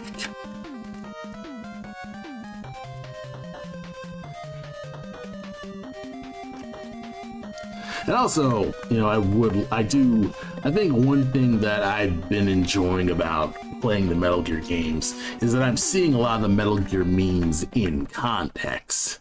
So, maybe with like most people, I think most of my knowledge of Metal Gear Solid comes from, you know, memes and Metal Gear Awesome and stuff like that. So I end up finding just basically all the Egoraptor jokes just in there, and you're kind of just seeing why those jokes exist. Like, the one thing that actually like made me just lose my shit is during the Vulcan Raven fight, Snake sees that the Raven tattoo on Vulcan Raven's head actually comes to life. And it's like, holy cow. Like, and Snake even just asks, is he hallucinating that Raven? It's like, oh man, the Raven on my head thirsts for your blood. What? The Raven's actually talking? That's like the most insane shit. Metal Gear is one of those. Metal Gear seems to be just one of those games where, like, like you think like it's supposed to be this super deep, serious military thing, and you know, you're just seeing characters with superpowers, and you would think, okay, you know, this isn't as serious as like something like a Call of Duty or Tom Clancy. But it's like, when you think about, you know, all the Tom Clancy and all the stuff that happens in Call of Duty, you're like, nah, Metal Gear's right at home with all the insane stuff, because essentially this game is and you know, this game is just full of just unreality stuff. So let's see. Island.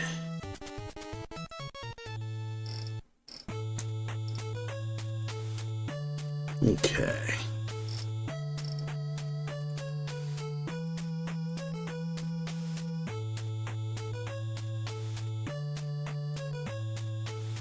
I know what's up.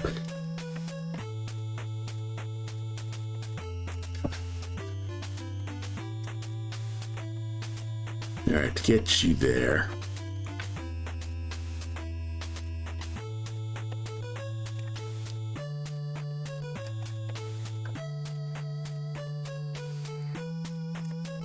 Get here. And have the night sky going. Where I just add some stars. Let me just get a little overlay to just have it ready.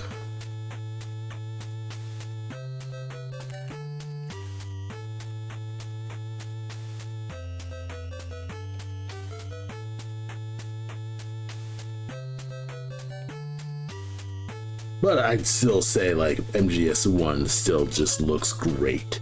Like, it has just the strongest art direction. Like, when I got to Metal Gear Ray, I was like, holy cow, this model looks incredible.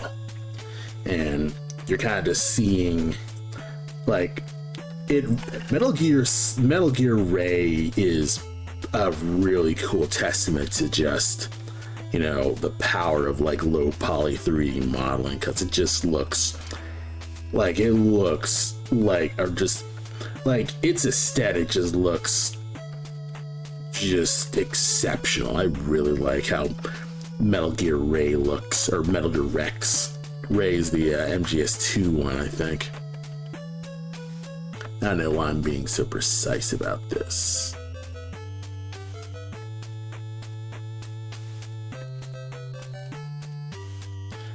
And it's kind of like quaint for Otacon to try explain that his name means otaku convention, because like, of course we know what like an otaku convention is. Was like, you know, back in the 90s, like, anime was still kind of just like, you know, it's still just not much with that. Like, anime isn't as mainstream as it is now, because so it's kind of one of those things where it's like, you know, you got an otaku convention, but it's like, what's that really mean overall? Just adding stars. If I did like a spray bottle type thing.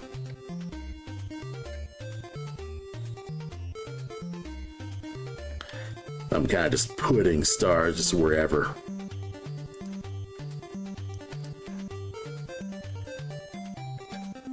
And then I'm gonna do some fun little stuff where I make some stars slightly fatter.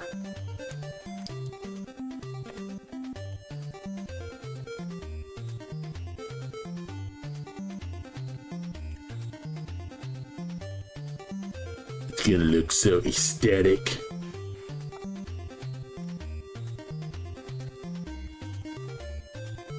I guess the reason why I'm kind of like doing this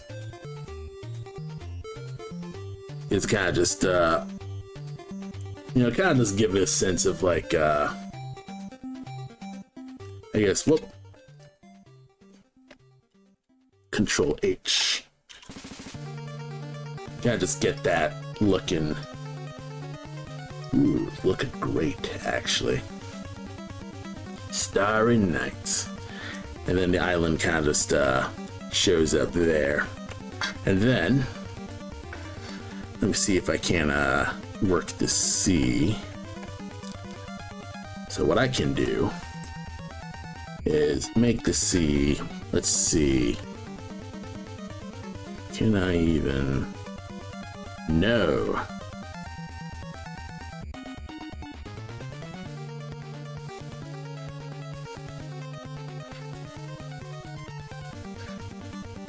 Oh yeah. Okay. So this is over the night sky. What I really need is this Blah. Alright. I've never been able to figure out why the heck my end pressure just ain't working. You're probably putting it on 3, that ain't working. Try putting on 2, that ain't working.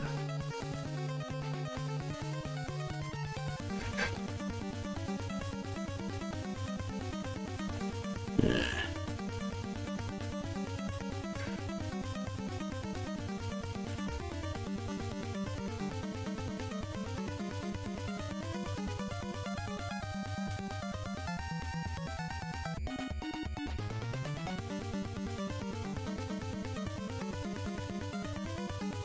Yeah, it's not doing it. You press so light and it's still just not enough. Decided we're just gonna over paint you, and that's how we're just gonna do it. Yeah, it's kind of funny because the way to actually draw waves is to actually like do these W's. Of course, you're also doing things like readjusting these waves so they actually... Why aren't you erasing? Oh yeah, that's why. Because this is a color. But essentially, you're also kind of like pointing out these waves and prioritizing where that liner goes to favor the light. So it's not enough that you're just making those little like W's for the waves, but you're also making specific stylized W's so that they will look like, you know, it actually glows in the moonlight and stuff like that. So it's kind of one of those things where it's like my initial instincts to make cartoon like symbolic water actually ends up like being the right call, because essentially, you know, you're basically doing, you know, it's a fine way to actually just render water legit. So that's also one like fun thing when it comes to learning cartooning. You know, like me, I started learning how to draw cartoons first instead of like drawing realistically. So that's kind of just one of those small arguments you can make for why like starting with studying can probably just be detrimental to enjoying learning art, because you know, you'll end up feeling like you know, you're pressured to make it look good instead of first just having fun putting marks on the page. So it's kind of just one of those things that you know, it's just one of those things I'm kind of like getting more familiar with when it comes to a lot of stuff. Is you kind of feel like, you know, there's most art advice are art suggestions, so to speak.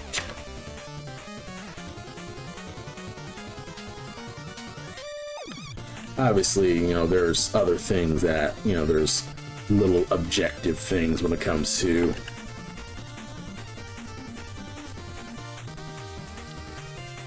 you know, how art supposedly is perceived.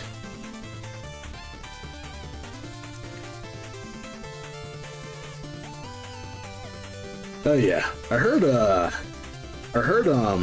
Yacht Club Games is actually in debt right now. Like they're about to hit bankruptcy, which is actually just really sad, because I'm hoping Mina the Hollower, like, you know, comes out and delivers, you know?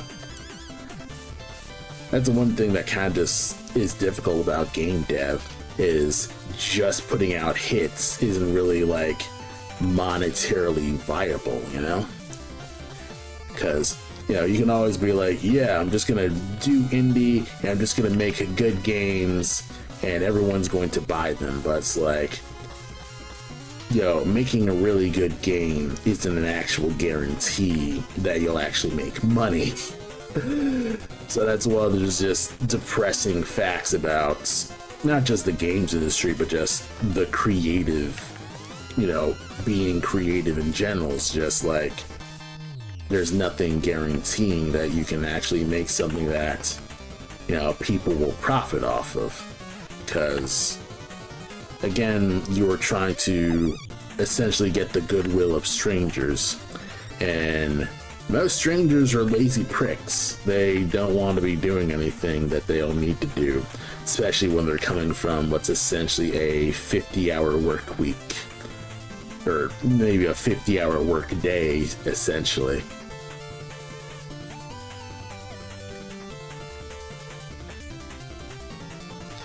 So that's kind of just the tough thing about doing, like trying to make a creative career work, is that you're essentially at the mercy of other people.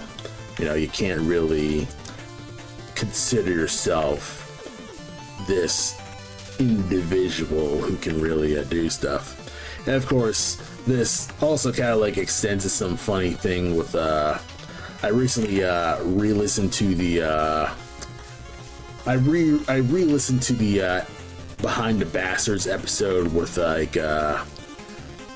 Scott Adams, because he recently passed away.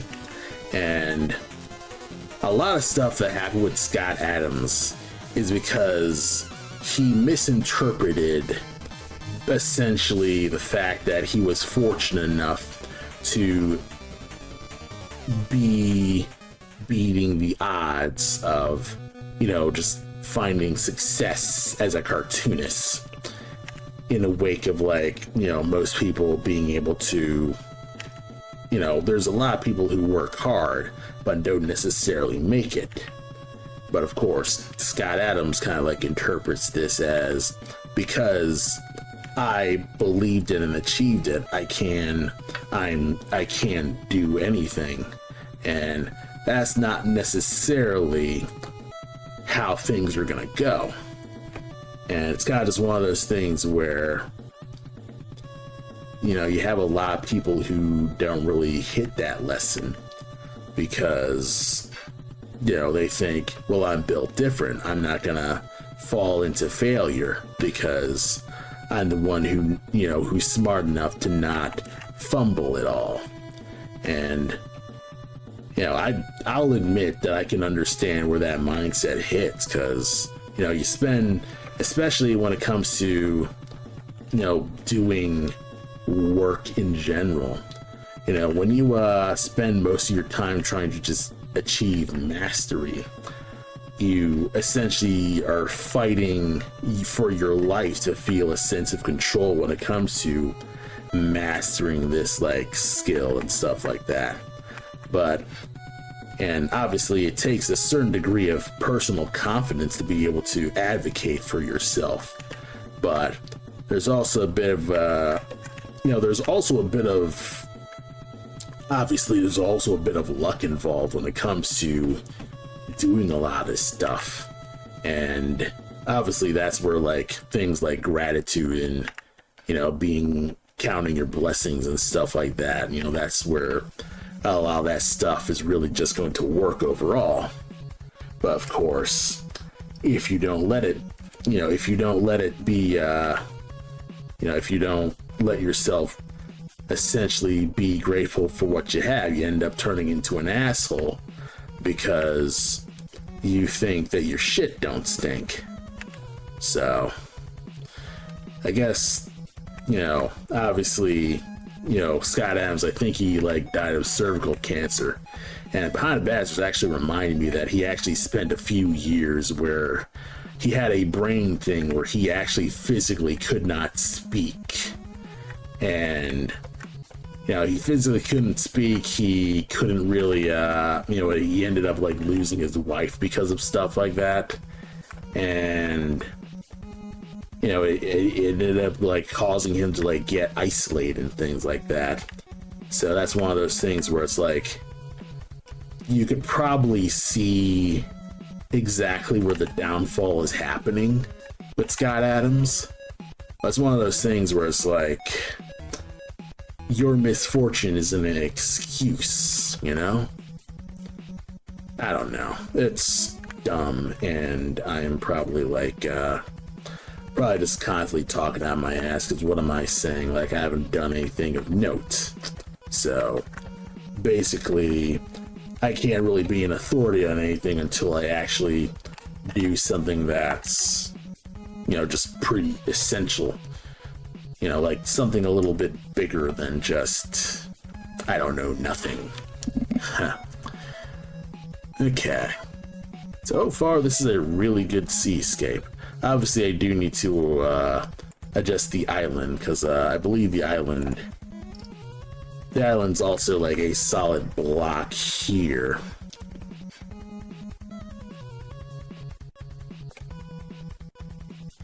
Like, there's stuff right here on this island that I want to kind of just indicate and hit on this like top spot right here.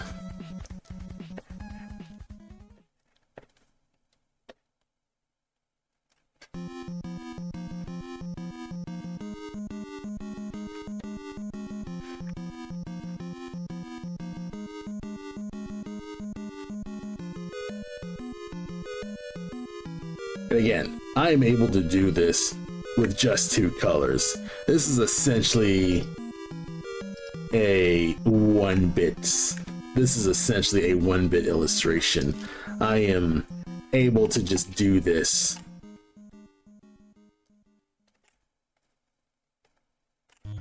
with essentially just 2 colors. It ends up just working just enough because, you know, the values are just that good. You know, the one thing when it comes to mastering monochrome pixel art is that you're really making huge use of the values and stuff like that. So essentially you are making those shadows like say something. You know, you're making them, you know, complete the silhouette, complete the you know, complete what it's actually supposed to look like.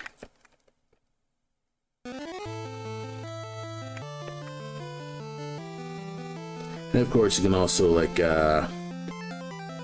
use the you can like add an outline to the top of it, so it looks like you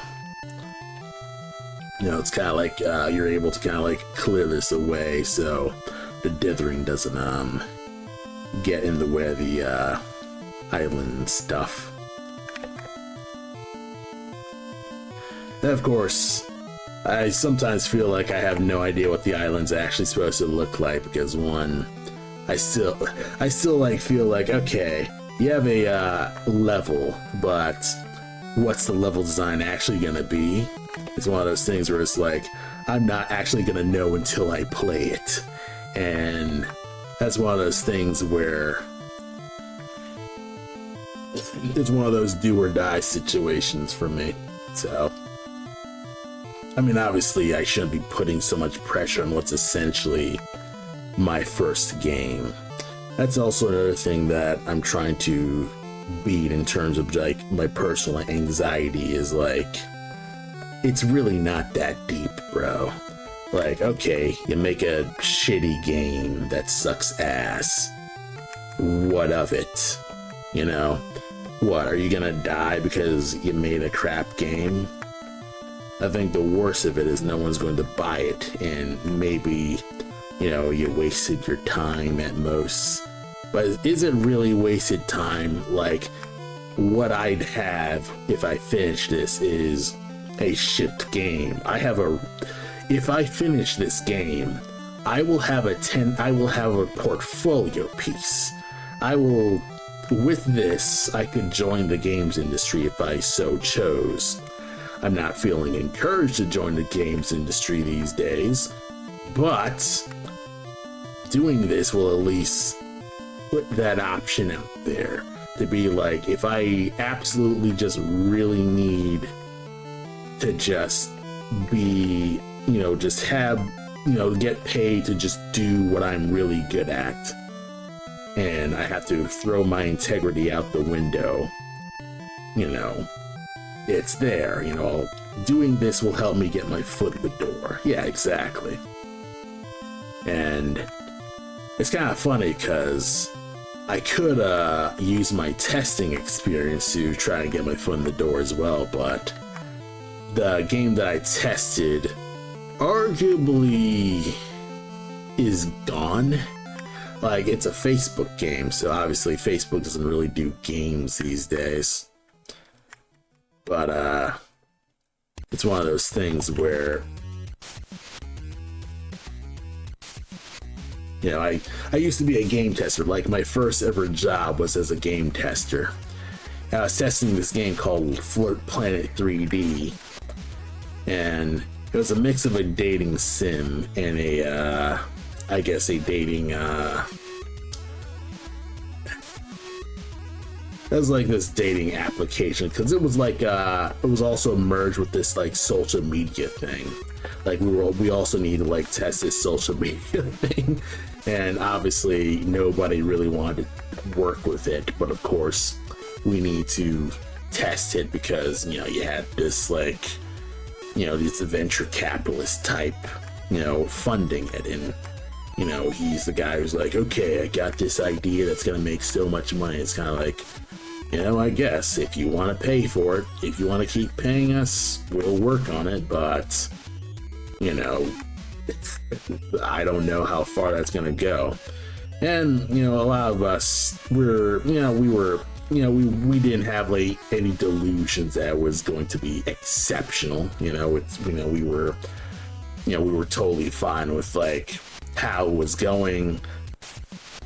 I mean, I could maybe we were phoning it in. Like, I know I could probably admit that I was kind of phoning it in with like testing and stuff like that.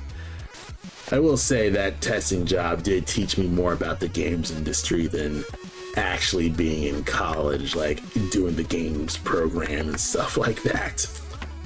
Like, it kind of just opened my eyes to the fact that, oh hey, making video games is hard, and not just hard, it's time intensive, and it's not all fun and games. So, you know, stuff like that. I think I showed off Flirt Planet before, but let me see if I can find it on YouTube just to show it off.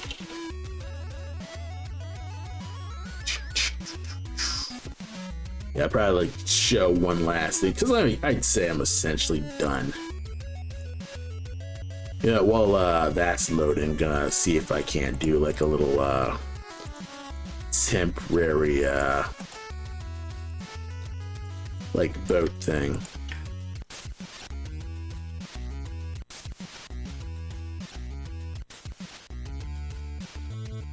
Yeah. It's supposed to be bobbing, but it needs to be slower. Yeah. Okay, so let me see if I can find the game that I tested here.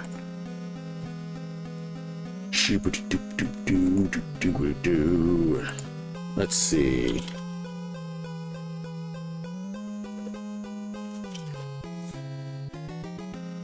There it is, Flirt Planet 3D. I just drop a link to it because yes, it existed.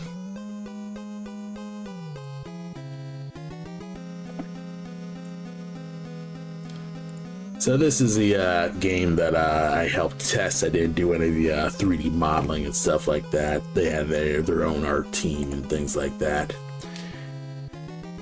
And you know, essentially what I've been doing is like messing around with like how the UI works, you know, and pressing buttons, trying to run the model into other models to make sure, you know, hitboxes are actually like working, collision boxes, make sure the collisions are there, and just making things work with that.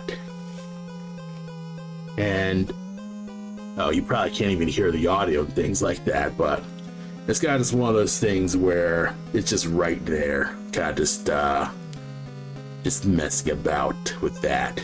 So tested this game on Facebook. Apparently it's on the Apple App Store. I think I tested a little bit of the iOS version as well. I think I tested more of the social media stuff because I think like another team was doing the iOS version. But yeah, it's kind of just one of those things where I'm looking at this. I'm looking at the comments right now, and they're like, "Hey, bring back the game from 2021." What? Somebody actually wants this game? It's 2025, and I just remember this game. Man, I miss it. I thought they would have had it in the Apple Game Store. So there are fans of this game, so it's not like it's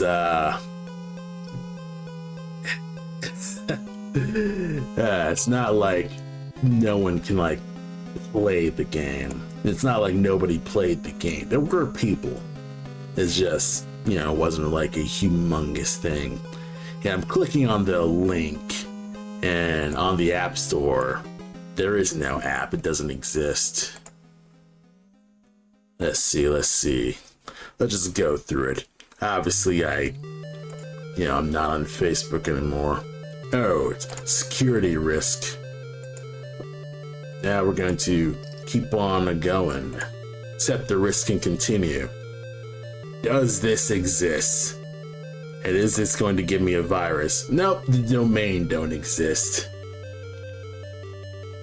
But, you know, you could like purchase it, or at least I could purchase it. I don't know what I'd purchase it for, but it probably exists. Let's see, Facebook. Content isn't available right now. Twitter. Oh yeah, I like did a personal thing where I just had Firefox just block Twitter out of my life. So, yeah, well.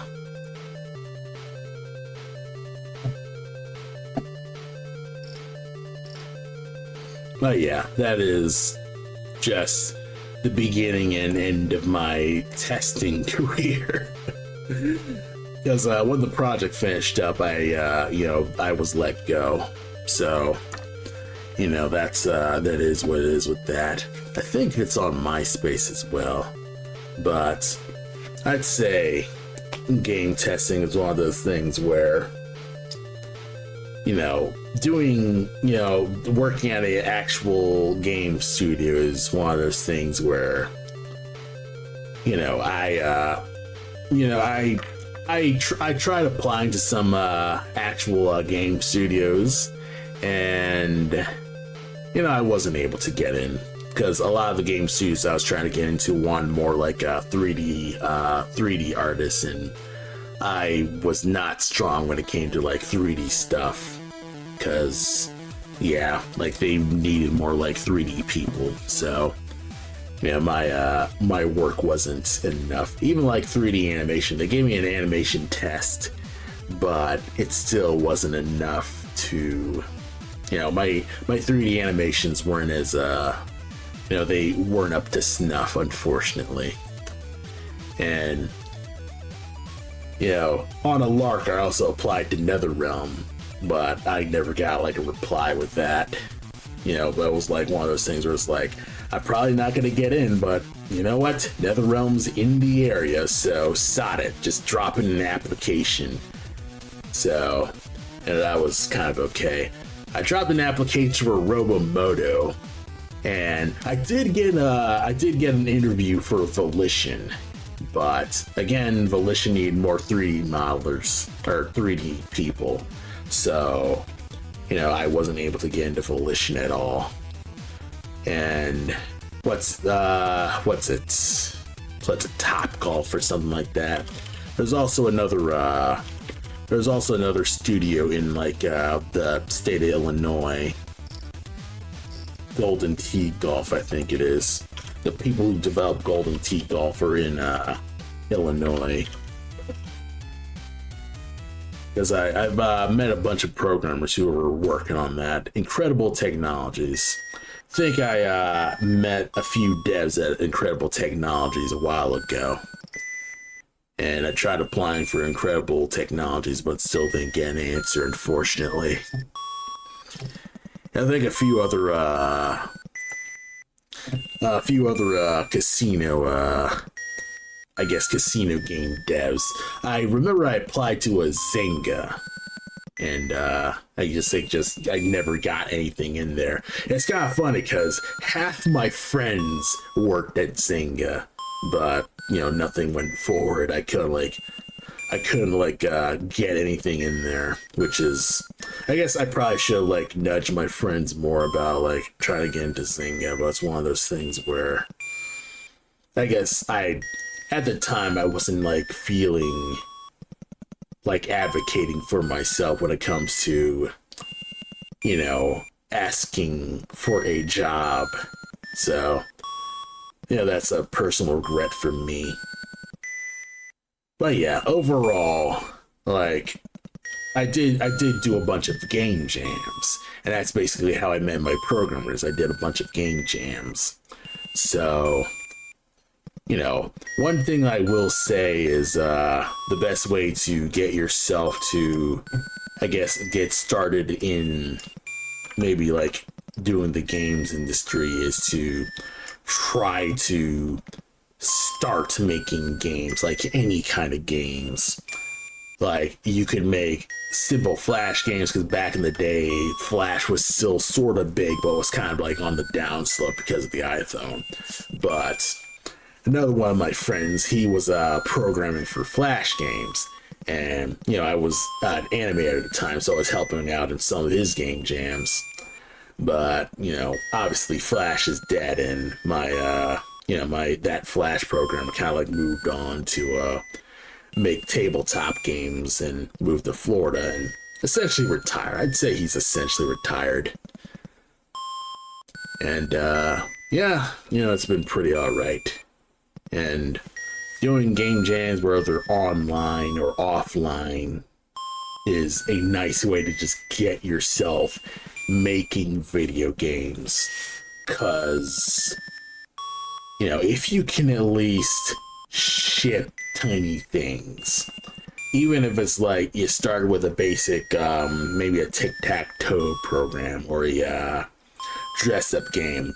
One of my Flash programmers kind of gave advice and says, if you want to learn how to make a game, try making a dress-up game, because a dress-up game is a good way to learn how to make basic do basic programming and stuff like that, because essentially you are basically making a user interface. You're not really doing extreme stuff.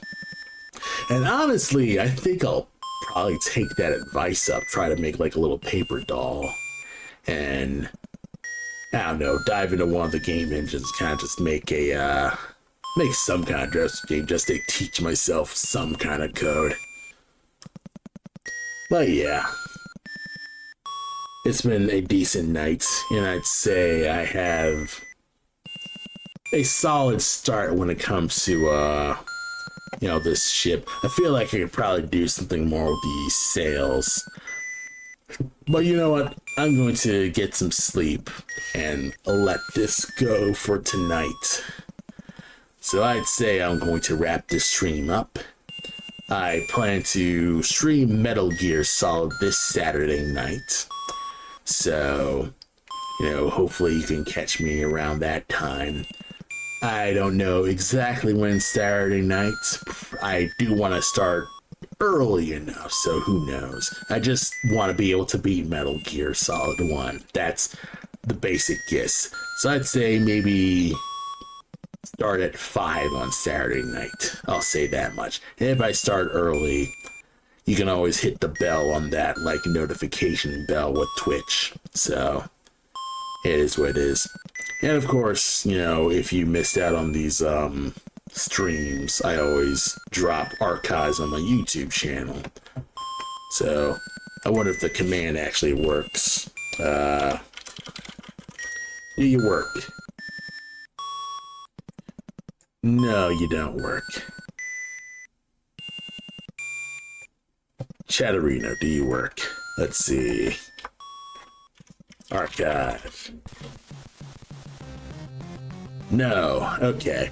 But on YouTube, it's a Aseprite art stream, and that's basically you can find VODs of the actual stream. And I do some little things like I try to edit them down to get rid of like little breaks or the intermission stuff.